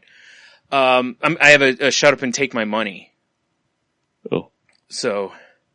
Shut up and take my money. Nice. So, on WWE.com, they have a Colonel Flair t-shirt. It's, here, I'm going to send you the link. Colonel Flair. Yeah. You need to see this. That really tickles my fancy. Yeah, you need to see this. So anyway, it's Ric Flair basically standing in a bucket of KFC. And, you know, in his robe, he's got the little necktie on like the colonel. But the back is what's worth it. The back says, you're talking to the mealin' and dealin', bucket fillin', chicken frying, pot pieing, son of a gun, and I'm having a hard time not seasoning every one of you. Woo! How many of those? 3, 4, 5. I see 6, but it looks like there's probably more. So that's incorrect, but, you know. It's an incorrect use of the woo. Mm-hmm, mm-hmm. You'd think it wouldn't be, considering, you know, it's actually from Ric Flair. Official merch? Yeah. Well, actually, it's from WWE, I should say. But anyway, I just thought it was really funny that they made a shirt of this. And yeah, that's pretty great. Yeah. I dug that they actually went out of their way to come up with something that's like his, you know, wheeling, dealing, high flying, kiss stealing, son of a, you know, whatever, son of a gun. I can't remember all of it. Right. So, yeah. Goddamn Colonel Flair. That's awesome. I would, if the shirt wasn't $28, I'd be tempted, you know, right. But I don't really want to pay $28 for it. Now, see, if this was the Attitude Era of the 90s, someone would have came out with a vat of hot grease and just arced it on somebody's back. You're right. Yeah. Actually, Ric Flair probably would have. He would have just dumped some gravy on their backs and yeah. Oh my. Hot gravy. Hot gravy, of course, of course. Oh yeah, actually this link that I'm not talking about midnight can't sleep gravy. I'm talking about chicken gravy. Right. Could be both. Could be both. Here, I'll shoot you. I just sent you a link that actually has a picture of Flair in his getup. The best part was, even though, like, and it says in the article here, the best part of the thing was that Ric Flair was, able to, like he was there. He was able to, get out there and walk around a little bit. Even though you can tell since his last issues, that he's really, it really affected him. He really is, kind of like an old man walking around now. Now, I have to ask. Yeah. Because he's, he went through, he almost died, and he's like 133 years old. Pretty close, yeah. How did they eliminate him from the Royal Rumble? They didn't. He won. Oh. Okay, good. Because I was like, please don't tell me they launched him over the top rope. Oh, God, no. That'd be terrible. You know what they would probably do if they were doing something like that is they would have a series of guys on the outside, and somebody would toss him over the top. They would all catch him. Kind of deal. Yeah, that would make sense. That way he doesn't accidentally take a bad bump and, blow a leg out or something, or a hip. Yeah, or heart. Yeah. So, yeah. That was good times. And again, the Royal Rumble was a lot of fun. They had, they didn't go as far back with legends as they usually do. Usually they're bringing guys back from like the 80s, and they didn't really do that this year, which I was kind of glad to see. Most of the returns were more like Attitude Era guys, Right. So it was a little bit better. And oh, sick. Was Test there? No, he's dead, dude. Oh. So no. It would have been kind of weird if he was, but Big Boss Man? also dead. Oh. Sorry. Blue Blazer? Very dead. So dead. So dead. They also had a women's Royal Rumble this year for the first time. Really? Yeah, 30 women Royal Rumble. It actually was the main event of the whole deal. And, 30 women. It sounds like a good time, Brian. Yeah. They had a bunch of, ladies come back from, the days of yore, the Attitude Era and whatnot. Like Lita was there. Seductive than sex. Some of it. Did Moolah win? Yeah, Moolah's dead, dude. Oh, shit. Yeah. Oh, but Mae Young was definitely also dead. Oh, God damn it. Yeah. So, but they had different ones. Like Lita was, doing her thing all over. And then at one point there's two women laying on the mat. She jumps up onto the top turnbuckle and she's going to do the moonsault that she does. And she barely got enough rotation. She almost pulled the old Brock Lesnar moonsault. Fuck. The old Peyton Manning neck salt. Yeah. Like, oh shit, Brock's dead. Yeah. Yeah. So, dude, well, and the worst part is the reason she had to retire was her neck. Right. So I was like, when she did that, I was like, holy shit, Now, I don't want to give away any spoilers or anything. Yeah. But I can only assume China won. Also dead, Tony. Fuck. But Trish Stratus was number 30, which I think surprised absolutely no one, Right. Cause it's like, look, if you're going to bring people back, if Trish is willing to come back for a one-off, it's like, obviously you're going to put her at the end cause there's probably not been a woman that's been more popular over the years than her, Good old Trish bolt-on titty Stratus. Yeah. And I'm going to say, is Trish still looking fine? Fine. Yeah. But better than that though, actually, she looked good in the ring.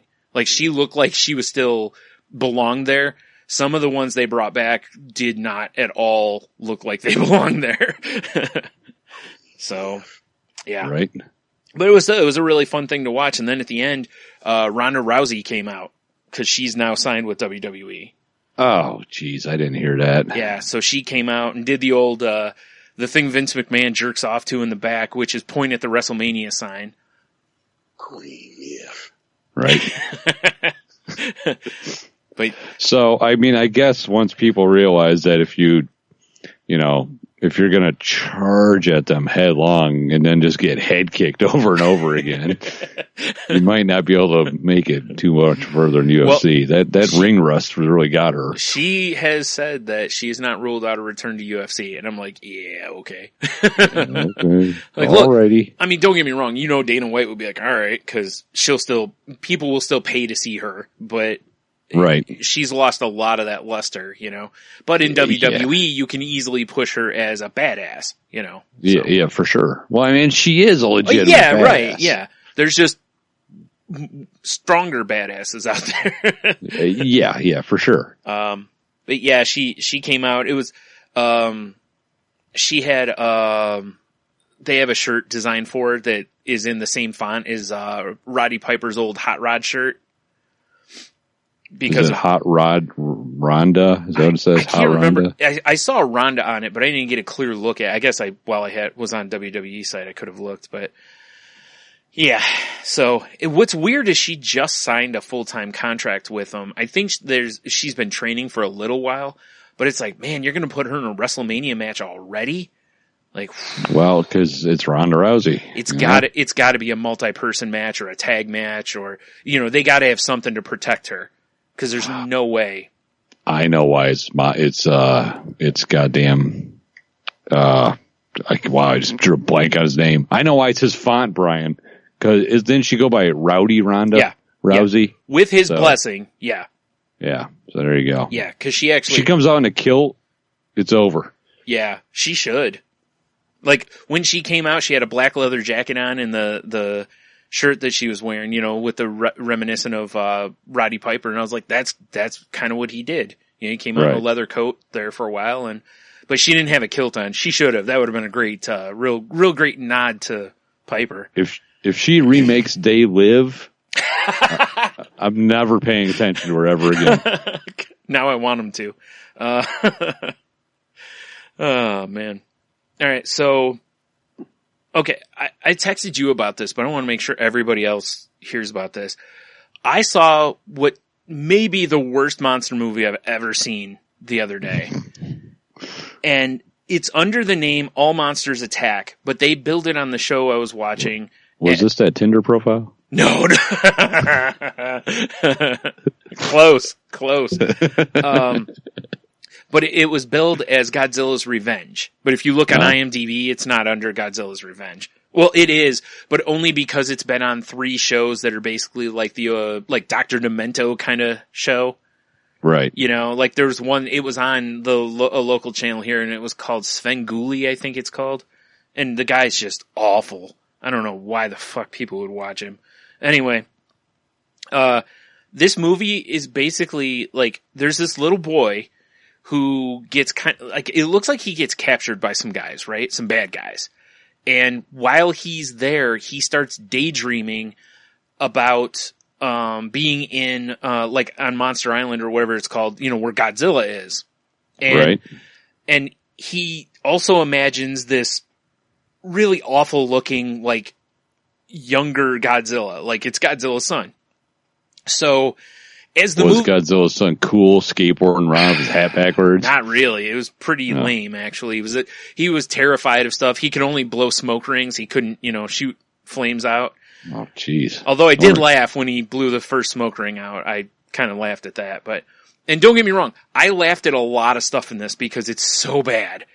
Right. But, and like, at one point, this little, I can't remember the name of the thing, the little Godzilla is fighting this other monster, right? And it just gets its ass handed to it, and Godzilla's standing, like, in the background, kind of, like, looking like almost like he's pulling the I'm so disappointed look. And, like his son just struck out Bob the Ninth in the Little League game? Yeah, exactly. And then Godzilla kicks the ass of this other, of this one monster or whatever, and, kind of is like, see, that's how it's done to his kid. And then there's this giant spider. Godzilla just picks up this rock and just dumps it right on its head, basically. It was so stupid looking, Man, Godzilla sounds like a dick. Right? And do you remember that movie that we watched for Screams and Moans? Do you remember how they were... Yeah, it was a Ghidorah or whatever. Yeah, do you remember how they were hitting the rock back and forth? Oh, yeah, it was like Pong. Yeah. Well, Godzilla kind of has has that moment again. And, which I was like, oh, that's a nice moment there. Except it was, right. Anyway, so after Godzilla kicks this monster's ass, the one that kicked his son's ass comes back. Godzilla basically gets out of the way and basically shoves his kid back in there. And when he was trying to train his kid on how to, breathe fire or whatever, he stomped on the kid's tail and then he breathes the fire. And it goes in like this other monster's face, and then basically Godzilla's like, get in there and kick his ass, basically, Man, and Godzilla sounds like the worst drunk white trash father. Right. Like he's stomping on his kid's tail. He's got like a giant, beer truck in his hand. Yeah. Nice. What? This is why I left your mother. What? So, the kid kind of takes down this monster enough that it runs away basically. And just as the movie goes on, you realize that what's happening is that everything in his dream, parallels his real life. Like Godzilla's son is supposed to be him. Because then they show him like being brave at the end of the movie and standing up for himself, like Godzilla's son did. And, even the bad guy, the name of the bad guy is the name of the monster that kicks the kid's ass and then, gets its receipt a little bit later. So, right. It was ridiculous. I just terrible. So many times while I was watching it, I'm like, what the fuck? And I was just cracking up. I mean, for you and I, our sake, I would say if you find it, watch it once, because you're still going to die laughing at the thing, but it's so bad. This was on broadcast television. It must have been like Monster Movie Night or something. Yeah, basically that's what it was. Like the Svengoolie thing is like it's at the commercial break, he comes in, he makes some terrible jokes, does a terrible bit, and then they go back to the movie basically. I gotcha. Yeah. So, terrible movie though. Yeah, terrible. Awful. Like I said, maybe the worst Godzilla movie I've ever seen, except for when you put into perspective that he's, a white trash dad, then it helps an awful father. It's like if you took Trailer Park Boys, but then just replaced all the characters with monsters. Yeah, pretty much. Yeah. That'd be amazing, actually. I would watch that. Yeah. So would I. Yeah. Oh, I forgot something in the Royal Rumble I wanted to mention to you that I thought was crazy. So I've mentioned before about this Braun Strowman guy, right? This is just house of a man. Right. And he had a match with Kane, who's still wrestling. Wow. Yeah, right. And jeez. And with Brock Lesnar for the championship. And at one point, Braun Strowman gets a hold of Lesnar and he basically throws like a Muay Thai knee kind of a situation, right? Right. And when he does, he catches Lesnar, like, he hits him stiff in the ear. And then they censored something and Lesnar like throws a legit punch and punches him right in the ear. And I read today that what Lesnar said to him was slow the fuck down, which makes sense because, both of those guys have such freak strength that if they really get kind of, the adrenaline gets going and they're really just going crazy, they can easily probably kill someone without meaning to, Yeah, it's like, when my dog goes AWOL because she's like so excited and runs into you. Mm-hmm. And I think that's what happened with Strowman was that wasn't a deliberate like stiff knee, that was, is just as he was pulling Lesnar to him, he kind of, he didn't slow his leg down. That's how they do in wrestling, It's like, that's how he teaches him a lesson. Yeah. Ear punch. Yeah. But it is, I've heard that before that like when Lesnar gets a little bit pissed, he tends to go shoot at that point. And, that he like that. He was teaching the youngin' a lesson. And I'm sure that Vince didn't love that, but at the same time, it is a good lesson to learn because you could seriously hurt someone. Yeah. Lesnar was supposed to win that match. So can you imagine if that knee would have knocked Lesnar out? Then then what do? You have to have someone else win the belt because, because somebody doesn't know what the fuck they're doing. Right, exactly. So it makes sense. You don't want someone to legit get hurt there. So I just thought it was funny that Lesnar just was like, oh yeah? Yeah, right. Like, fool. Well, 800 years ago, he'd be on a ship with an axe about ready to slay a town. So, dude, so would Strowman. Like, Strowman looks like, Strowman looks like a guy who, when standing next to the mountain, won't look tiny. Ah, right on. He's that kind of, like I said, he was a power lifter. So, he's a huge dude. Yeah. But yeah, you're right. they both would definitely have been those kind of guys. And that's why they have to be very careful, you know? Right. Because a few years ago on Raw, they had a car. I think they were in England or something. They had a car up on the ramp, and Lesnar grabs or no, it wasn't that. It was some other gimmick they had. They had this car out there. Anyways, Lesnar rips the door off the car, which I'm sure was unbolted and what have you, but whatever. Pulls the door off the car and just wings it off the ramp, like toward the crowd, basically. And threw it so far that it hit the ground and a bunch of debris flew up, and people in the crowd got hit by, like, you know, the seals and stuff on the inside of doors, you know? Right. Like those plastic parts and stuff flew up into the crowd. Luckily no one got seriously hurt. And I'm sure Lesnar got a stern talking to about it, cause that could have been a huge lawsuit. But at the same time, fuck those people. Right. But it was like, you know, don't get me wrong, watching it, you're like, holy shit, you know? Cause he didn't look like he really like ramped up to throw it. He looked like he just casually tossed it and it went forever. And, you know, so when you see stuff like that, it's like, yeah, these are guys that easily probably could kill someone in the ring if they, you know, on accident. Yeah, So, stupid strong. yeah, exactly. And don't realize how strong they really are because they're so strong, you know? Right. For sure. Yeah. So, let's see. Do I have anything else for the week here? Oh, I was listening to, I didn't know this existed, but, I stumbled into the other day that they re-released, shit, what's the name of the album? Core by Stone Temple Pilots. You know, their first album. They re-released it? Yeah, because it was the 25th anniversary of the release of it. Holy shit. Yeah, right? Really? Yeah.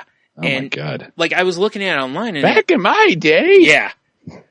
I was looking at the list on it and it was like, oh, it contains demos and, live, you know, performances. I was like, oh, cool, you know. Went back and was listening to some of the demos and it's so weird listening to a song that you know, but the words are different.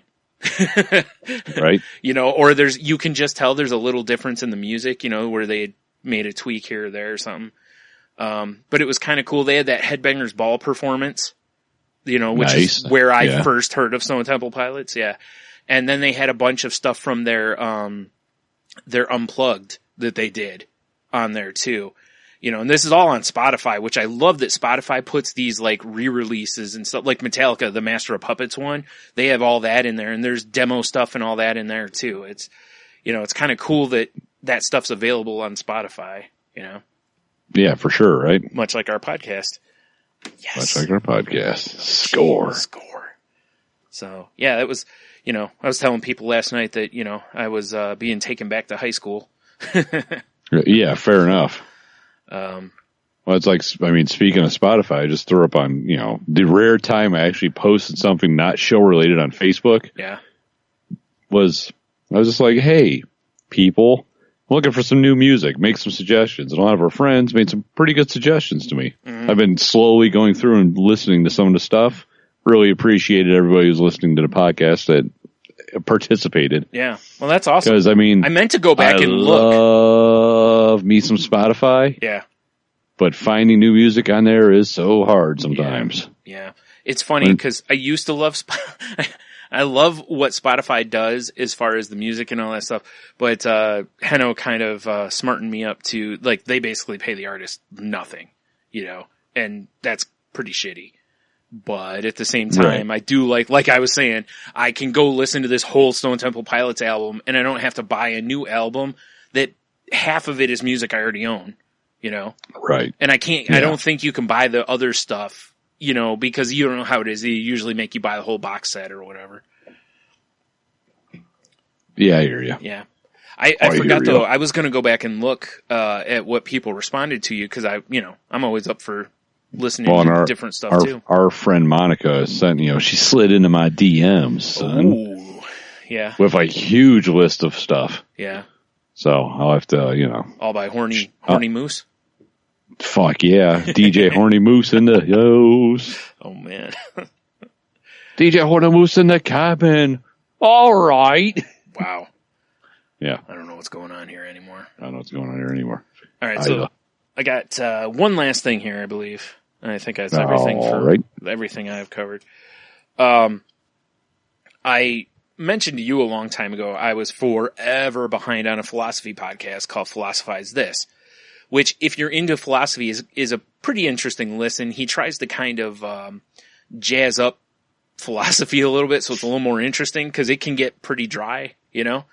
Right. And his episodes are about half an hour, so they're easy to digest without feeling overwhelmed by knowledge. And anyway, I was like 70 behind. I've now since caught up on it, which was a good feeling, you know, because I honestly was getting to a point where I'm like, I'm never going to listen to all these. Yeah, fair enough. But then I started a podcast called Hold On, and it's by Eugene Merman. And okay. What he does is he takes he has a comedian on there, and they're telling a story basically, and they just interrupt it, and then he asks the comedian or whoever it is a question about the story. And then usually there's a little conversation back and forth, then they go back to the story, kind of a thing. And they're about 20-ish minutes each, you know, and they've been pretty good. I've really enjoyed, like, the one with Maria Bamford was talking about, like, when she went to a psych ward and stuff. And like she, you know, one point she tells, somebody was like, you know, I know who you are. And it's like, don't worry, I won't tell anybody you're here. And she's like, I'm in a backless gown with like the little green footies on. And she's like, I just look at her and was like, I don't care. Tell whoever the fuck you want. I don't really give a shit. Yeah. You know, it's, I've listened to, probably about 5 or so far. And the stories range. Like, they're not all funny necessarily. You know, one is by, oh shit, I can't think of his name. He's a correspondent for The Daily Show. And, you know, he tells a story that, is not really funny. It actually kind of is, you know, a real heartbreaker of a story. Tragic. No, it's not that bad. It's, you know, but it's a good story. It's just, he told it, I think, for the Moth. And, you know, but again, they interrupt and he asks him questions and all this, which is interesting because, you know, most of the questions are actually pretty good, and sometimes they're like, yeah, I wondered about that. Right. But yeah, I really dig that podcast. It's a really, like I said, quick listen too, because most of them are about, like I said, 20, 25 minutes, maybe half an hour, you know? Right. So, like when he had Weird Al on, they talked about Weird Al's LASIK. That seems odd. Yeah, because he was talking about how things were after he had LASIK to where, oh shit, what show was it? He was guest starring on some show, and they made him, you know, because he shaved his mustache off too. And they made him, well, not made him, they told him they needed him to wear a mustache. And Eugene Merman's like, so they wouldn't believe that you're Weird Al, even though you're Weird Al, or you are Weird Al, and they tell people that you're Weird Al. And he's like, yeah, basically. And I was like, wow, that's something. Yeah, that makes sense. Yeah. Like, he just needs to have those, like, you know, lensless glasses, apparently. Yeah, that's what he's mentioned, that now he kind of wears them sometimes and whatever, because he said there was some lookalike contest not that long ago, and he said almost everybody has a mustache and glasses. And he's like, I haven't had those things for 18 years. Right. Yeah, I was like, yeah, that makes sense. That was the, you know, they remember the old times. That was his calling card. Mm-hmm. Well, picture too, if you were going to dress one of your kids up like Weird Al, you'd probably put him in glasses and a mustache too, right? Yeah, Hawaiian shirt. Yep, exactly. Yeah. Even though he doesn't really do those things as much anymore. Yeah. Classic Weird Al. Yeah. So it makes sense that people were doing it, but you know, he was just kind of like, yeah, it's like they don't, like, almost like, yeah, they don't even pay attention. That's pretty funny. Yeah. But anyway, yeah, like I said, that gets the seal of approval from me. Nice. So. What else? You got anything else there, nope. sir? That is what I got for the week. You know what does not get the seal of approval from me? Rampant diarrhea. Well, this might lead to that. Okay. There's this video, and it's probably one of the worst things I've watched in a long time. And I've watched some shitty videos. You sure have. You watched one earlier tonight. I did watch one earlier tonight. But we'll get to that. Like, yeah. I've watched a cool video guy and some guy getting hit by a truck or something. Not into that. Yeah, not at all. Yeah, me either. This, though, I'm not into at all either. It's a woman. Mm-hmm. And I love watching cooking videos. I find myself watching more and more of them now. Yeah, the weird... Because the YouTube. Okay, watching cooking videos is fine. Doing it while you have a blanket over your lap, little different, Tony. But Brian. What? Medicinal jerk. All right. Come on now. All right. But, so this is a cooking video, and it's a woman preparing, like, Thanksgiving stuffing. Okay. Sounds pretty innocent and pretty, whatever, right? Right, unless the stuffing's going inside her, yeah. Here's the catch. All right. She prepares said Thanksgiving stuffing with no tools. Okay. Like, she's like, well, you gotta chop up carrots. And she starts chewing carrots. And then spits them in a bowl. Oh, my.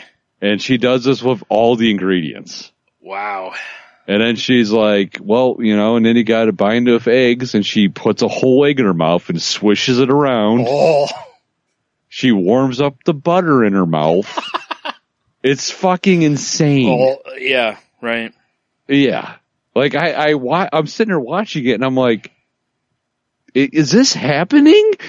Wow. And yet you can't turn it off. I've seen some weird shit on the internet, but this is easily in the top 20. Yeah, I would think so. So for sure there's going to be a link provided for everybody. Yeah, I'm actually right now going, I can't wait to watch this. It is so weird. I actually don't know if I'll be able to watch that because it's one of the few things that kind of actually will make me gag a little bit. Is watching someone do something like that, like where eating food and then like spitting it out or whatever. That's all this is. Oh my God. Well, it was funny because when you said no tools, I was like, oh, well, she can use her hands to mix it. And I hadn't even gotten to wait, how does she cut things? Yeah. With her teeth. Oh man. Like, you make stuffing and you buy like a bag of breadcrumbs or whatever. Sure. Or croutons. Right. Nah, she just got a rustic loaf of bread and starts just taking chomps out of it. Oh my God. The fucking weirdest thing I've ever seen in my life. Wow. That is, wow. Yeah. I don't even know what to say about that. That is fucking weird. Yes, I know, right? Yeah. And I just have one more thing to add. It was going to be a, shut up and take my money. For me, but they're sold out. Uh-huh. The Boring Company flamethrowers from Elon Musk. Oh my God, yeah, I was going to bring that up. I forgot, yeah. In 4 days, he sold $10 million of worth of flamethrowers. That's pretty awesome. Completely sold out. Mm-hmm. I thought it was a gag. I didn't realize they were actually selling flamethrowers. I did too at first, except it isn't. I mean, I guess if you don't know what happened, there'll be a link. But he basically tweeted a video of him running around with a flamethrower and yeah, because the first thing I thought of when I saw it, and I wasn't alone, was the episode of The Simpsons where Homer ends up working for like a Bond villain, basically. And yeah. There's the GIF where it's like it says "kill it with fire." It's him with the or the flamethrower, and that was the first thing I thought of.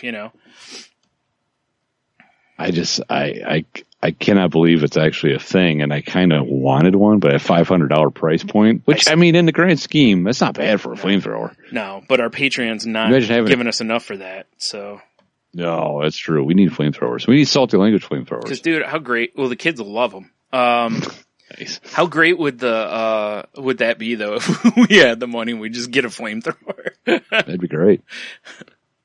I'd have so many cooking videos, be outside. That'd be pretty cool, yeah. Yeah, I'd enjoy that, yeah. So, yeah, I just had to bring that up, though. Yeah, I'm glad you did. Like I said, I meant to and I totally forgot, so, good. All right.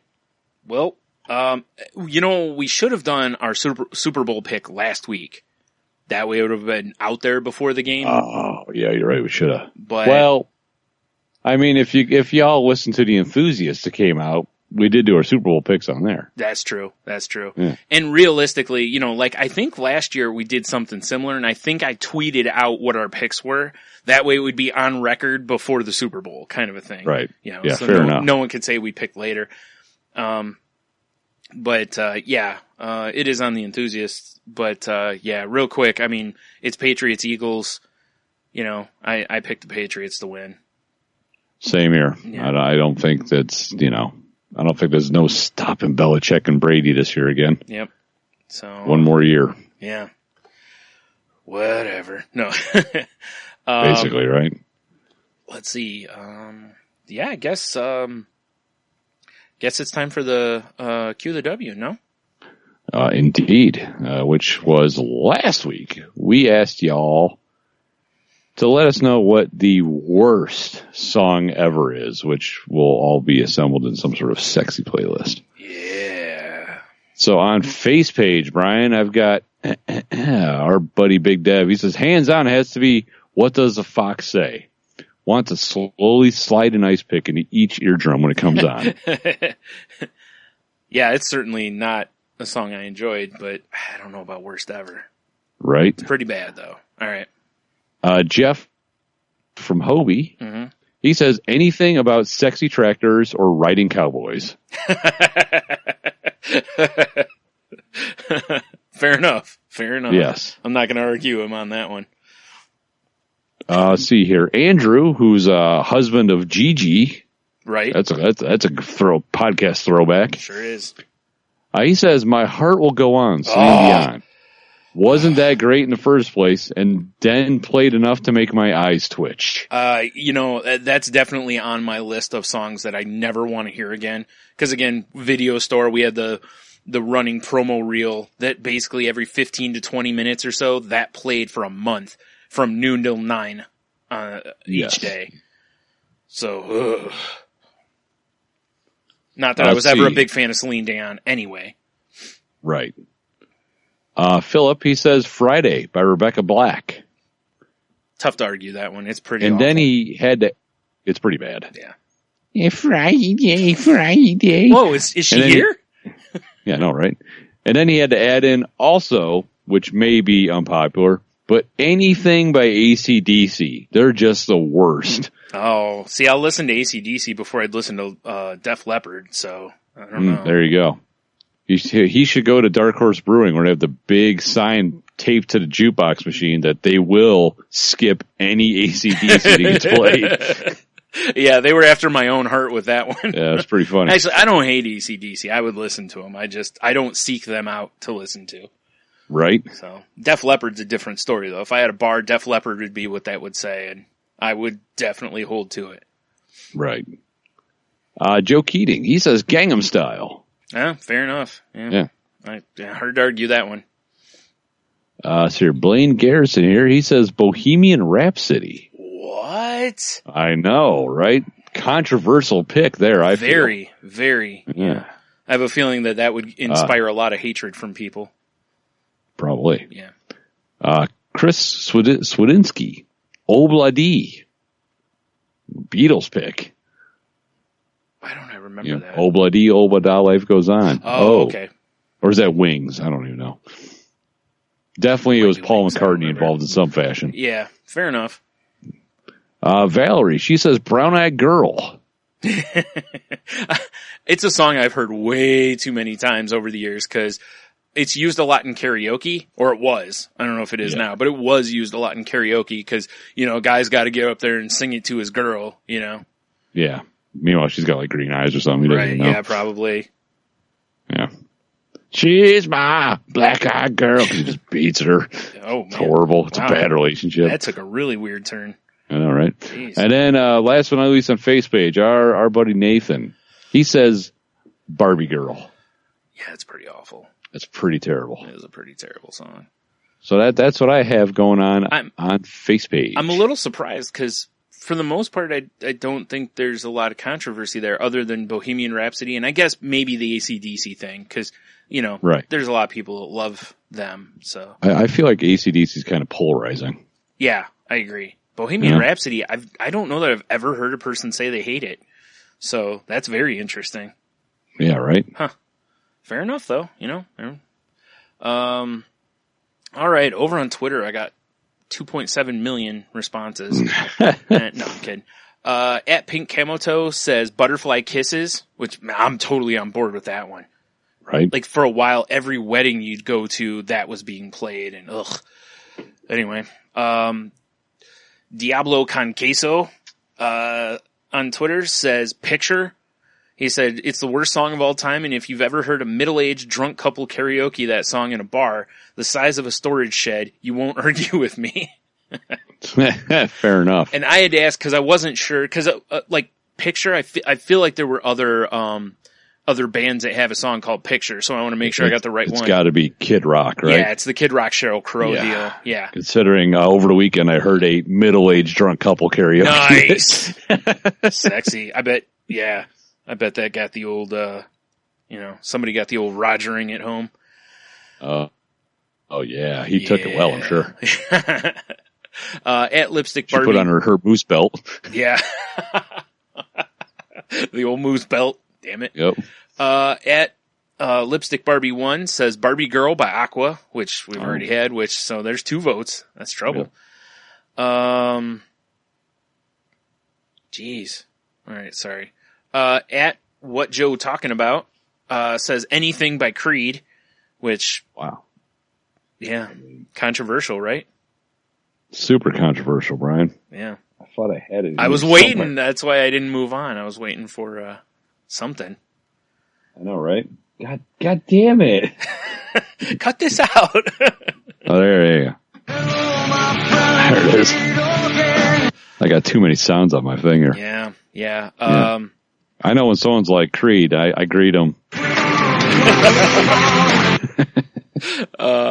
Christine at CMFH111 says, just one? I'm going to start with Pretty Fly for a White Guy by The Offspring. It's just embarrassing to hear. Oof. Yeah. Listen, I love The Offspring, but that's not their best work. No, and it got the shit played out of it. Seriously. Yeah. That's, again, one of those songs that I liked initially, and then it just got so far into the ground that it's, no thanks. Yeah, right. What the fuck is this? Okay. At Pork Chop Hair, says, I miss you like the desert missed the rain, or desert misses the rain. I don't know. I didn't play the thing, but, anyway, so. That lyric sounds familiar. Yeah, it looks like it's just the lyric. So, son of a bitch. See here, I got the Google working, Brian. Oh, okay, cool. Well, then I can try to go back to where I was. I like the Desert Mr. Rain. What the fuck? It's a compilation album by the British band Everything But the Girl. Okay. All right. There you go. All right, fair enough. At JM Boyd 58 says My Humps by Black Eyed Peas. My lovely lady lumps. I don't know, man. Which is worse, Fergalicious or My Humps? Ooh. See, to me, it's Fergalicious. Because that kind of really started her spelling her name in like every song. So yeah. But yeah, both of them, not so good. They've got some decent songs, but that's not one of them. It's not one of them at all. Yeah. At JC Wright Stuff says she thinks my tractor's sexy, or Who Let the Dogs Out. Goddamn sexy tractor reference again. Well, I mean, at Angie Banji says Paris Hilton, Stars Are Blind. Oh, that's got to be terrible. I don't know if I've ever heard it, but yeah, I was like, I don't know if I've ever heard it. Yeah. That's so hot. At Chris V _723 says every song by Lana Del Rey. That might be controversial to some people. Yeah. I'm only gonna have to pick like the top one from her. I can't have every song in her shitty song playlist. Right. Same with Creed. There's so many good ones to choose from. Yeah, I mean, geez. Honestly, I think the news today. That Creed sucks. I really think Arms Wide Open is probably the pick for Creed, though, because it's probably the one. It's been used so many times as a, Creed sucks kind of song. So it does. But then I call you, and I'm like, it's crazy. God damn it, it's crazy. At Pretend Munchkin says I'm Too Sexy is the worst song ever. I hate that song. It is very catchy. It is, man. It's like ear aids. It is. I used to hate it because watching MTV back in the day, when they had videos, and it always annoyed the shit out of me. Speaking of annoying the shit out of me, at Kerfuffle says Billy Ray Cyrus, Achy Breaky Heart, which can't argue that. Can't argue that, but that mullet. That was an award-winning mullet. That glorious, glorious mullet. Yeah. Yeah, boy! But this is also a guy Flavor Flav loved it. who's half responsible for loosing Miley Cyrus on the world. So this is true. I don't care if he had that glorious mullet or not. He's right out. Although I got to say one thing. Huh. I heard Miley Cyrus sing Jolene. Yeah. And she fucking killed it. Yeah, I've heard her sing that too. Yeah, she was pretty good. It's funny. It's like, I've heard her sing a few cover songs, and she's decent at cover songs. Yeah. So it's just like, not all of them, but I've heard a few that she was decent. Please keep your vagina in your pants. Please. Yeah. At Bammer Fan in RVA says Bootylicious. I don't think he's ready for that jelly, Tony. I don't think he's ready for that jelly at all. No. At JD Van Lanningham says Loving You by Minnie Riperton, I don't remember. Second worst is the Stones' Emotional Rescue. Huh. All right. Yeah. Fair enough. Sorry. Here we go. Oh. At Fickle Nuts says that horrid Paul McCartney Christmas song or any other Paul McCartney song. I can agree with the first part. Cause isn't it, A Wonderful Christmas Time or something, or Simply Having?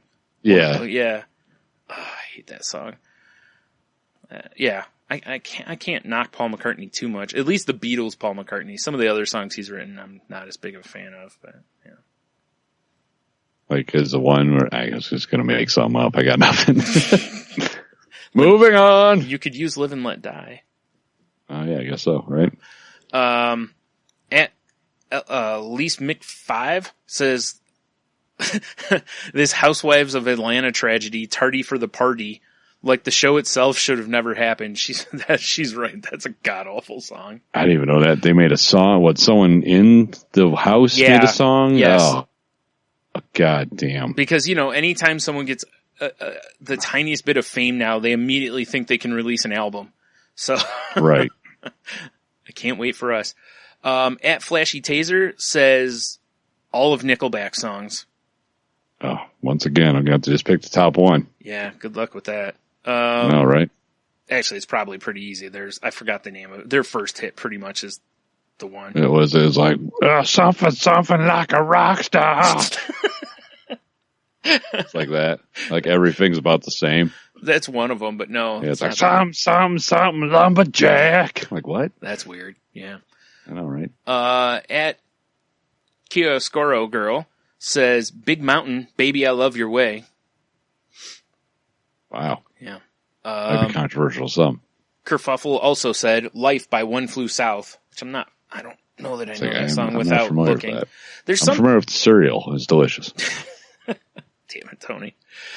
At Vodka Squirts says, Happy by Pharrell, which I'm sure tons of people don't care for that song, but whatever. Right. When I'm in a shitty mood, man, I don't care. It picks me up, so whatever. Hey, yeah, exactly. At Born Miserable says anything by Kevin Federline, which that's probably a good move. That's too. accurate, yeah, for sure. At Cartcan said, are we counting Nickelback in this queue, or is that excluded for being unanimously deemed the worst?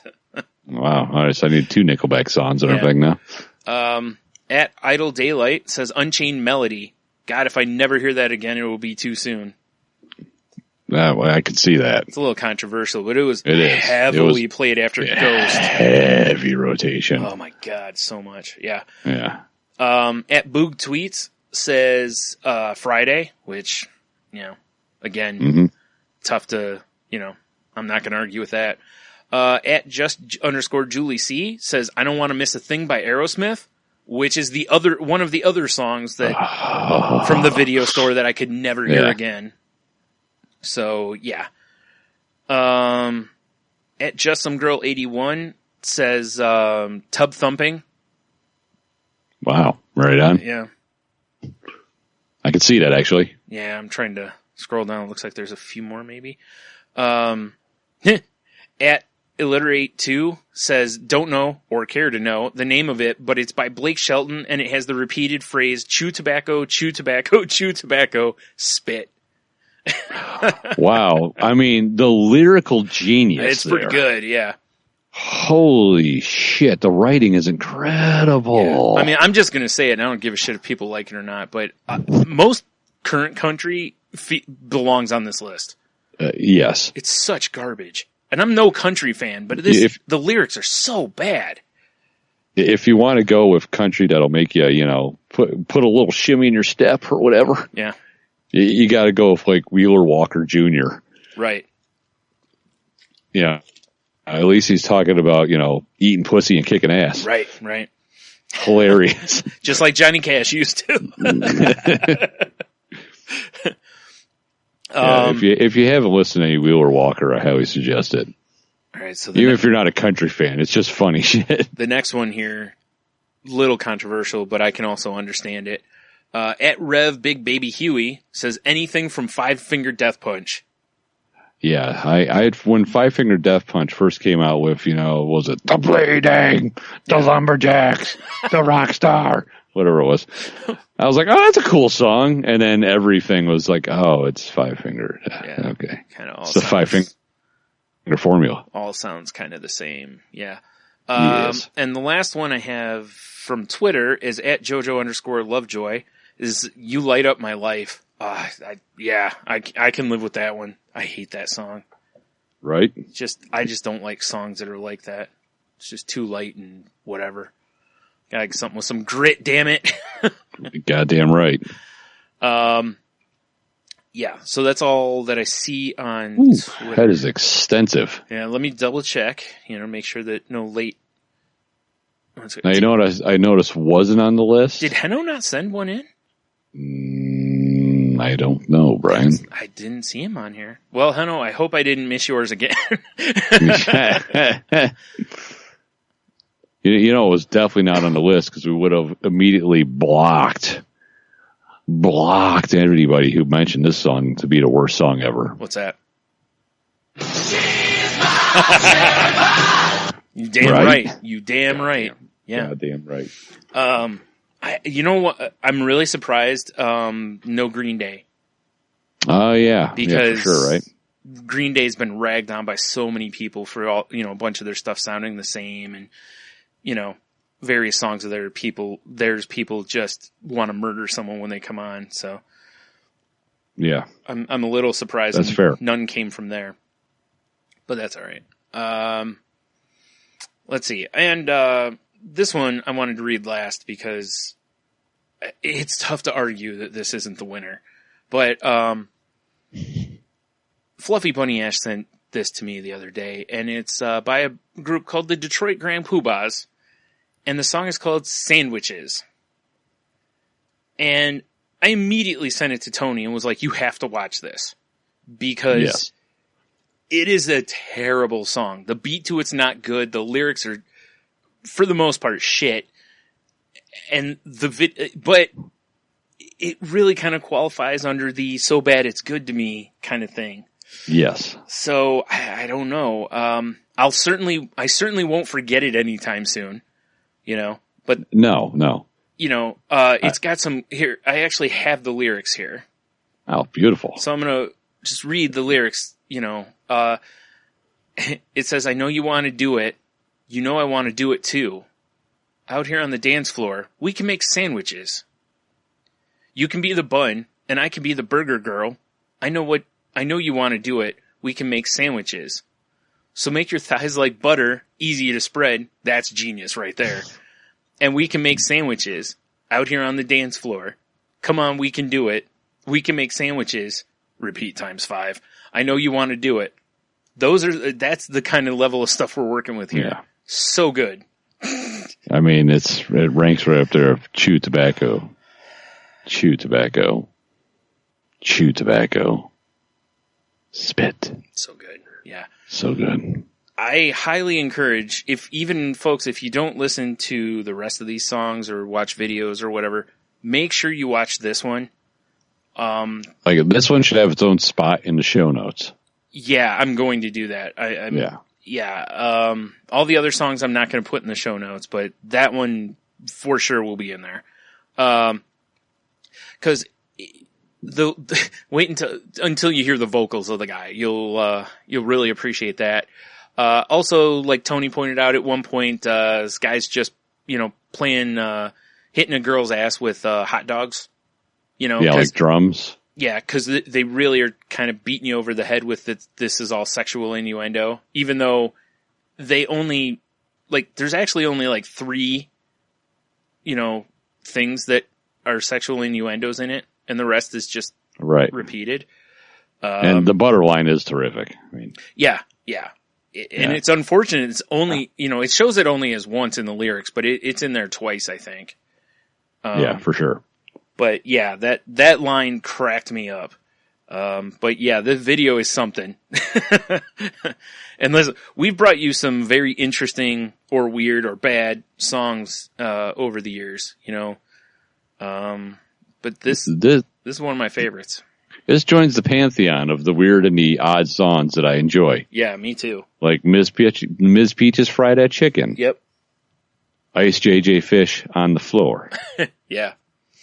I mean, those are the 2 I could think of off the top of my head. Well, don't forget Ice JJ Fish's follow-up. Or was it the previous one? The one where anything from Ice JJ Fish is incredible. I'm thinking of the right guy, right? He's the one that had the music video where it's got that smoking hot model who just keeps looking at him like, why am I here? Yeah, and he's dancing like he's getting tased. Yeah, okay. Yeah, just making it's sure. like I'm talking about you, or something like that. It's so great, right? I'm gonna listen to it tonight. It's really awful, but it's so bad, but it's here's so the thing. Good. These fit into a different category for me for one reason, which is you can't just listen to them. You need to watch the video with it, because it just adds another dimension to how bad they are. Well, it's like there's a certain point where the song becomes so awful, it punches a hole in reality, and it circles back around and becomes amazing. Yeah. See, and Friday didn't do that. It just stayed in the realm of awful. It didn't transcend time like some of these others. Yeah. Yeah.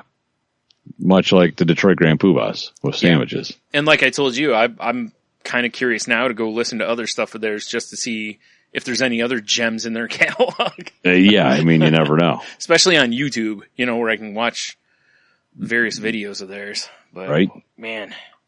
Yeah, so thanks, Ashley, for giving us it definitely deserves its own shout out. Yeah, that is terrific. Yeah. It may not be, or it may be, if you're just analyzing songs, it is easily one of the worst songs ever. Oh yeah, it's terrible. Yeah. But like I said, it's got to such a point of terrible, it came back around. I agree with you. Yeah. Yep. So, all right. That's, I believe, all I have. That is intense, my friend. Yep. Very good. So, I still don't know where it is anymore. Come on, man. I got so many, Brian. There's so many sounds. So many buttons. I like what you got. Good job. There we go. Nice. Yeah. Woo, well, after all that, I am spent. But we still have this week's Q to W. Which I'm asking, what's a small thing that you wish everyone would do? Really the first thing that should probably jump out, because I bitched about it on here a million times, would probably be put your damn shopping cart away. But, yeah, I might have to go with that, because I'm trying to think, there was another one that just popped into my head too. What was it? I mean, saying thank you when someone holds a door for you, just little courtesies like that. But I think I'm going to, without really putting more thought into this, I'm going to go with the, shopping cart one, because it irritates me so much when I see someone do that. And again, I've yelled at people who've done it. So a little deli rage kicks in. Yeah. Well, I'll yell really, because it's 2 feet away from the cart corral. It's like, come on. Yeah. Yeah. I love when they just leave it right in the middle of a parking spot. Oh, fucking hate. It's my fave. Pisses me off so much. Or the worst part is like when like you go into the store and there'll be like, you know, you park in between cars, whatever. You come back out and there's no car to your right, but there is a shopping cart like almost against your car. Yeah. It's like, oh, you son of a bitch. It's like, you know, goddamn bastard. If someone did that to your car, you'd probably be pissed because there's a chance it could, you know, get hit or the wind could whip it into the car or whatever. So, yeah. Yeah. Well, people equal shit, Brian. Yeah, it's a shitheel move. I know. Corey Taylor said that. Exactly. Wise words. It's one of my favorite Slipknot songs. Right? Yeah. Well, mine would be, and I know this is going the way of the like dodo, but fuckers that just chuck cigarette butts out their window. Oh yeah. Like if you get off some exit ramps in Toledo, you know, and you're sitting there waiting for the light turn, and you look out, it looks like a snowdrift of just cigarette butts. Oh wow. Yeah. It's fucking gross, man. Yeah. Not to mention, shout out California. I'm pretty sure they said those wildfires were started by some guy chucking a cigarette out his window. Yeah, right. If just behave. Stop being a savage. Exactly. Then I wouldn't have to meditate so much. I feel like I know your wife's answer. Yes? Maybe not, but I feel... Send a text message like you said you would? Yeah. No. Listen when people are talking. That was one I was kind of thinking of, but... yeah, that's a good one too. Yeah. I actually sometimes have a hard time with that. Yeah, me too. I think everybody does. Huh? I just did it. I said I think everybody does, you know. Yeah. Because a lot of times, you know, you're thinking of what you're going to say next, or you're, you know, processing something else that was said, or you're just drifting off thinking about reading Rainbow, whatever. Yeah, thinking about, Son of Godzilla fucking shit up and getting beaten at home. Yep. My guess for Jeannie would be littering. So good. Like, to not litter, because we've seen her yell at people for littering. One of my favorite moments ever of our relationship. Litterbug! It's the greatest. I really hope I'm in the room when this part of our podcast comes around. Yeah. Yeah. If not, love you, honey. Yeah. Right. Nice try, Tony. Nice try. No. Dang. I almost want to name the show Denshin, because that's about as close as I can get that it would, mirror what you're saying. But pretty sure Horny Moose is going to be the title of the show. So. Yeah, Horny Moose seems like a great one. Right. Yeah. So, yeah. All right. Well, there you go. This should be an easy one for people to answer. I'm sure everybody's got little... Oh, you know what? Hold on. I'm changing my answer. Honorable mention goes to shopping cart thing.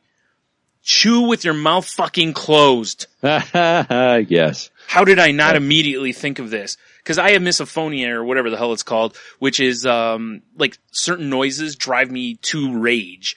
And people eating and smacking their lips, and I can hear all of those little things, drives me batshit. So yeah, that's hands down my winner. Silly me. Well, there you go. Yeah. You just hobied it. Yeah. That's that show with that guy that's dead to me, isn't it? Yeah, I'm going to go see his corpse in a few days. Yeah, piss on it for me, which... I I'm supposed to behave this weekend. Oh, yeah, damn it. The one weekend I need you to come through for me. Yeah, the one weekend you need full raccoon. Yeah. I kid. Yeah. All right. So, yeah, that's it, right? We got anything else? That's a show, I believe. No, I'm spent. All right, well, let's wrap this sumbitch up then. All right. As always, we're like, hey, go to thatsaltylanguage.com. You can get past episodes. The Enthusiasts episodes are over there. There'll be a brand spanking new one. Should be out before you download this, actually. So, that was a lot of fun. And hopefully we'll have some more here coming up in the next few weeks. But also while you're there, you can see the networks that we're part of. Like Tangent Bound Network, I almost went into, whatever, tangentboundnetwork.com, that's fine. There you go. Geek Life Radio playlist, and, man, I feel like I'm forgetting one. Well, it's definitely... Danger! Watch your back! Danger! Entertainment. I'm glad no one said that song. That would have been disappointing. I know, right? They'd be like, I'm so sick of hearing that drop. Yeah. No one should be sick of mystical except the person he assaulted. Yes, yeah, there's that. Yeah. I mean, there is that. Hashtag me too. Yeah. So, so check those out. Probably, there's all sorts of podcasts on those, so there's a good chance you'll find something else that you like. While you're on our site, if you want to help your boys out, there's a few ways you can do so. One is the Amazon banner. If you're going to be shopping on Amazon, swing through our website first. Click that banner. It takes you right to Amazon. Doesn't cost you anything extra. And, they chip off a little, they wet our beaks, Yeah. Break a little something off for us, huh? Mm-hmm. Also, there's a link to our Patreon over there. We have different, reward tiers set up and whatnot for that. And hopefully we'll, finally come through on those here pretty quick. But anyway, but yeah, we'd greatly appreciate anything you can do to help us keep, just help us pay for the podcast we hand out for free. Trying to feed my children over here, God damn it. Yeah, that's true. They can feed themselves. Yeah. Logan works. That's right. He works at a food place. I mean, he does. Yeah, exactly. No problem there. Yeah. That's terrible. What am I forgetting? If you use iTunes, please rate, review, and subscribe. Cause we haven't got enough, reviews. Like we only have, like, last time I checked, we only had like 27 or something like that. We've been doing this for like 100 years. It's true. That's weird. Yeah. Speaking of doing stuff for 100 years, today actually, the day we're recording this, February 1st, is my 9-year anniversary on Twitter. Wow. 9 years, huh? Yeah. Craziness. Yep. So, yeah. Happy birthday to me. There you go. Also on if you listen to us on like Spotify or Stitcher or a different podcast app, please use their like or share buttons for the same reason. Kind of helps us get more visibility and whatnot. Right. And also, please share the show with your friends. Whether it's, just retweeting our Twitter updates or, our Facebook posts or whatever, please pass those along or mention us to friends that, haven't listened. Especially like with Spotify, a lot of people have that. So that's a great way. They don't have to download anything new and they can check our show out. And then also, check out my other show, The Crazy Life, which was brought up a few times earlier. And, right. It's got to get all them plugs in there, Shameless Plug Studios, Brian, you have to. Damn right. You damn right. Damn right. I think that's all for on the website. I feel like I'm forgetting something big though. Am I forgetting anything? I don't think so. Not that I'm aware of, man. So if you want to, all the social media links are there, I guess, but if you want to contact us, the best way is on Twitter at @salty_language. You can find me at Stunami. I am at Monotony. Or you can also find me at salty_language on Snapchat. You can find me at Ninjitsu. And also Salty Language on Instagram. I'm at Stunami, but my account's private. So fuck you. No, I mean, people can submit it. That's the fuck you. That's what I'd say. I was going to say, there's just a chance I may not say okay. Yeah. All right, so that's all the social medias, right? Our Snapchat codes are on the website if you want to use that. Yeah. Someone's been using them. I've gotten a couple of ads from just Snapcode. I'm like, it's got cool. Clearly, it's people checking out our website for the saltiest language. Mm-hmm. Hoping for all the nudity, but that ain't free, folks. Sorry. All the nudes, exactly right. Yep. So you got to subscribe to my premium Snap. Right. Tony only gives nudes away if he's gone out golfing and drinking. So. Yeah. Oh boy, that was an experience. And it's on one of our episodes. I don't remember which one. Exactly. So yeah, I think that's it. If we forgot anything, everything you need from us is over on saltylanguage.com. So, go check that out. There you go. Yep. And until next time, have a beer. You'll be fine. Or actually, Tony, don't have a beer. Yeah, really. Have a beer. Okay. Yeah. I was going to say, I can't tell you not to have a beer, it just feels wrong. So I agree. Yeah. Okay. Yeah. Have beer. Yeah, I will, Brian. Yeah. Granted, it's going to be 105-ounce beer, but I'll have That's one. okay. That's okay. As long as it's just one. I'm cool. Only one. Right? You got to climb in it and drink your way out. Yeah, exactly. Come strange brew up in the ditch. Exactly. Oh. But yeah, I'm all out of sorts now. It's all right. Hey, stay salty, everybody. Right, God damn it. Right. And, keep meditating. Calm you down. Make you less ragey or more ragey. Less ragey is good. Or you could meditate for rage. Well, you know what you could do when you meditate is you could basically focus your rage. That's true. It seems very dark side. Yeah, you can get the distractions out of the way. That's what I do. So that way, just like it's like sharpening a sword. Yeah, exactly. I was going to say my hatred is much sharper then. So yeah, it's a terrible idea. I love it. Yeah, me too. All right, well there you go. Meditate to focus your rage. You do. We'll talk to you next week.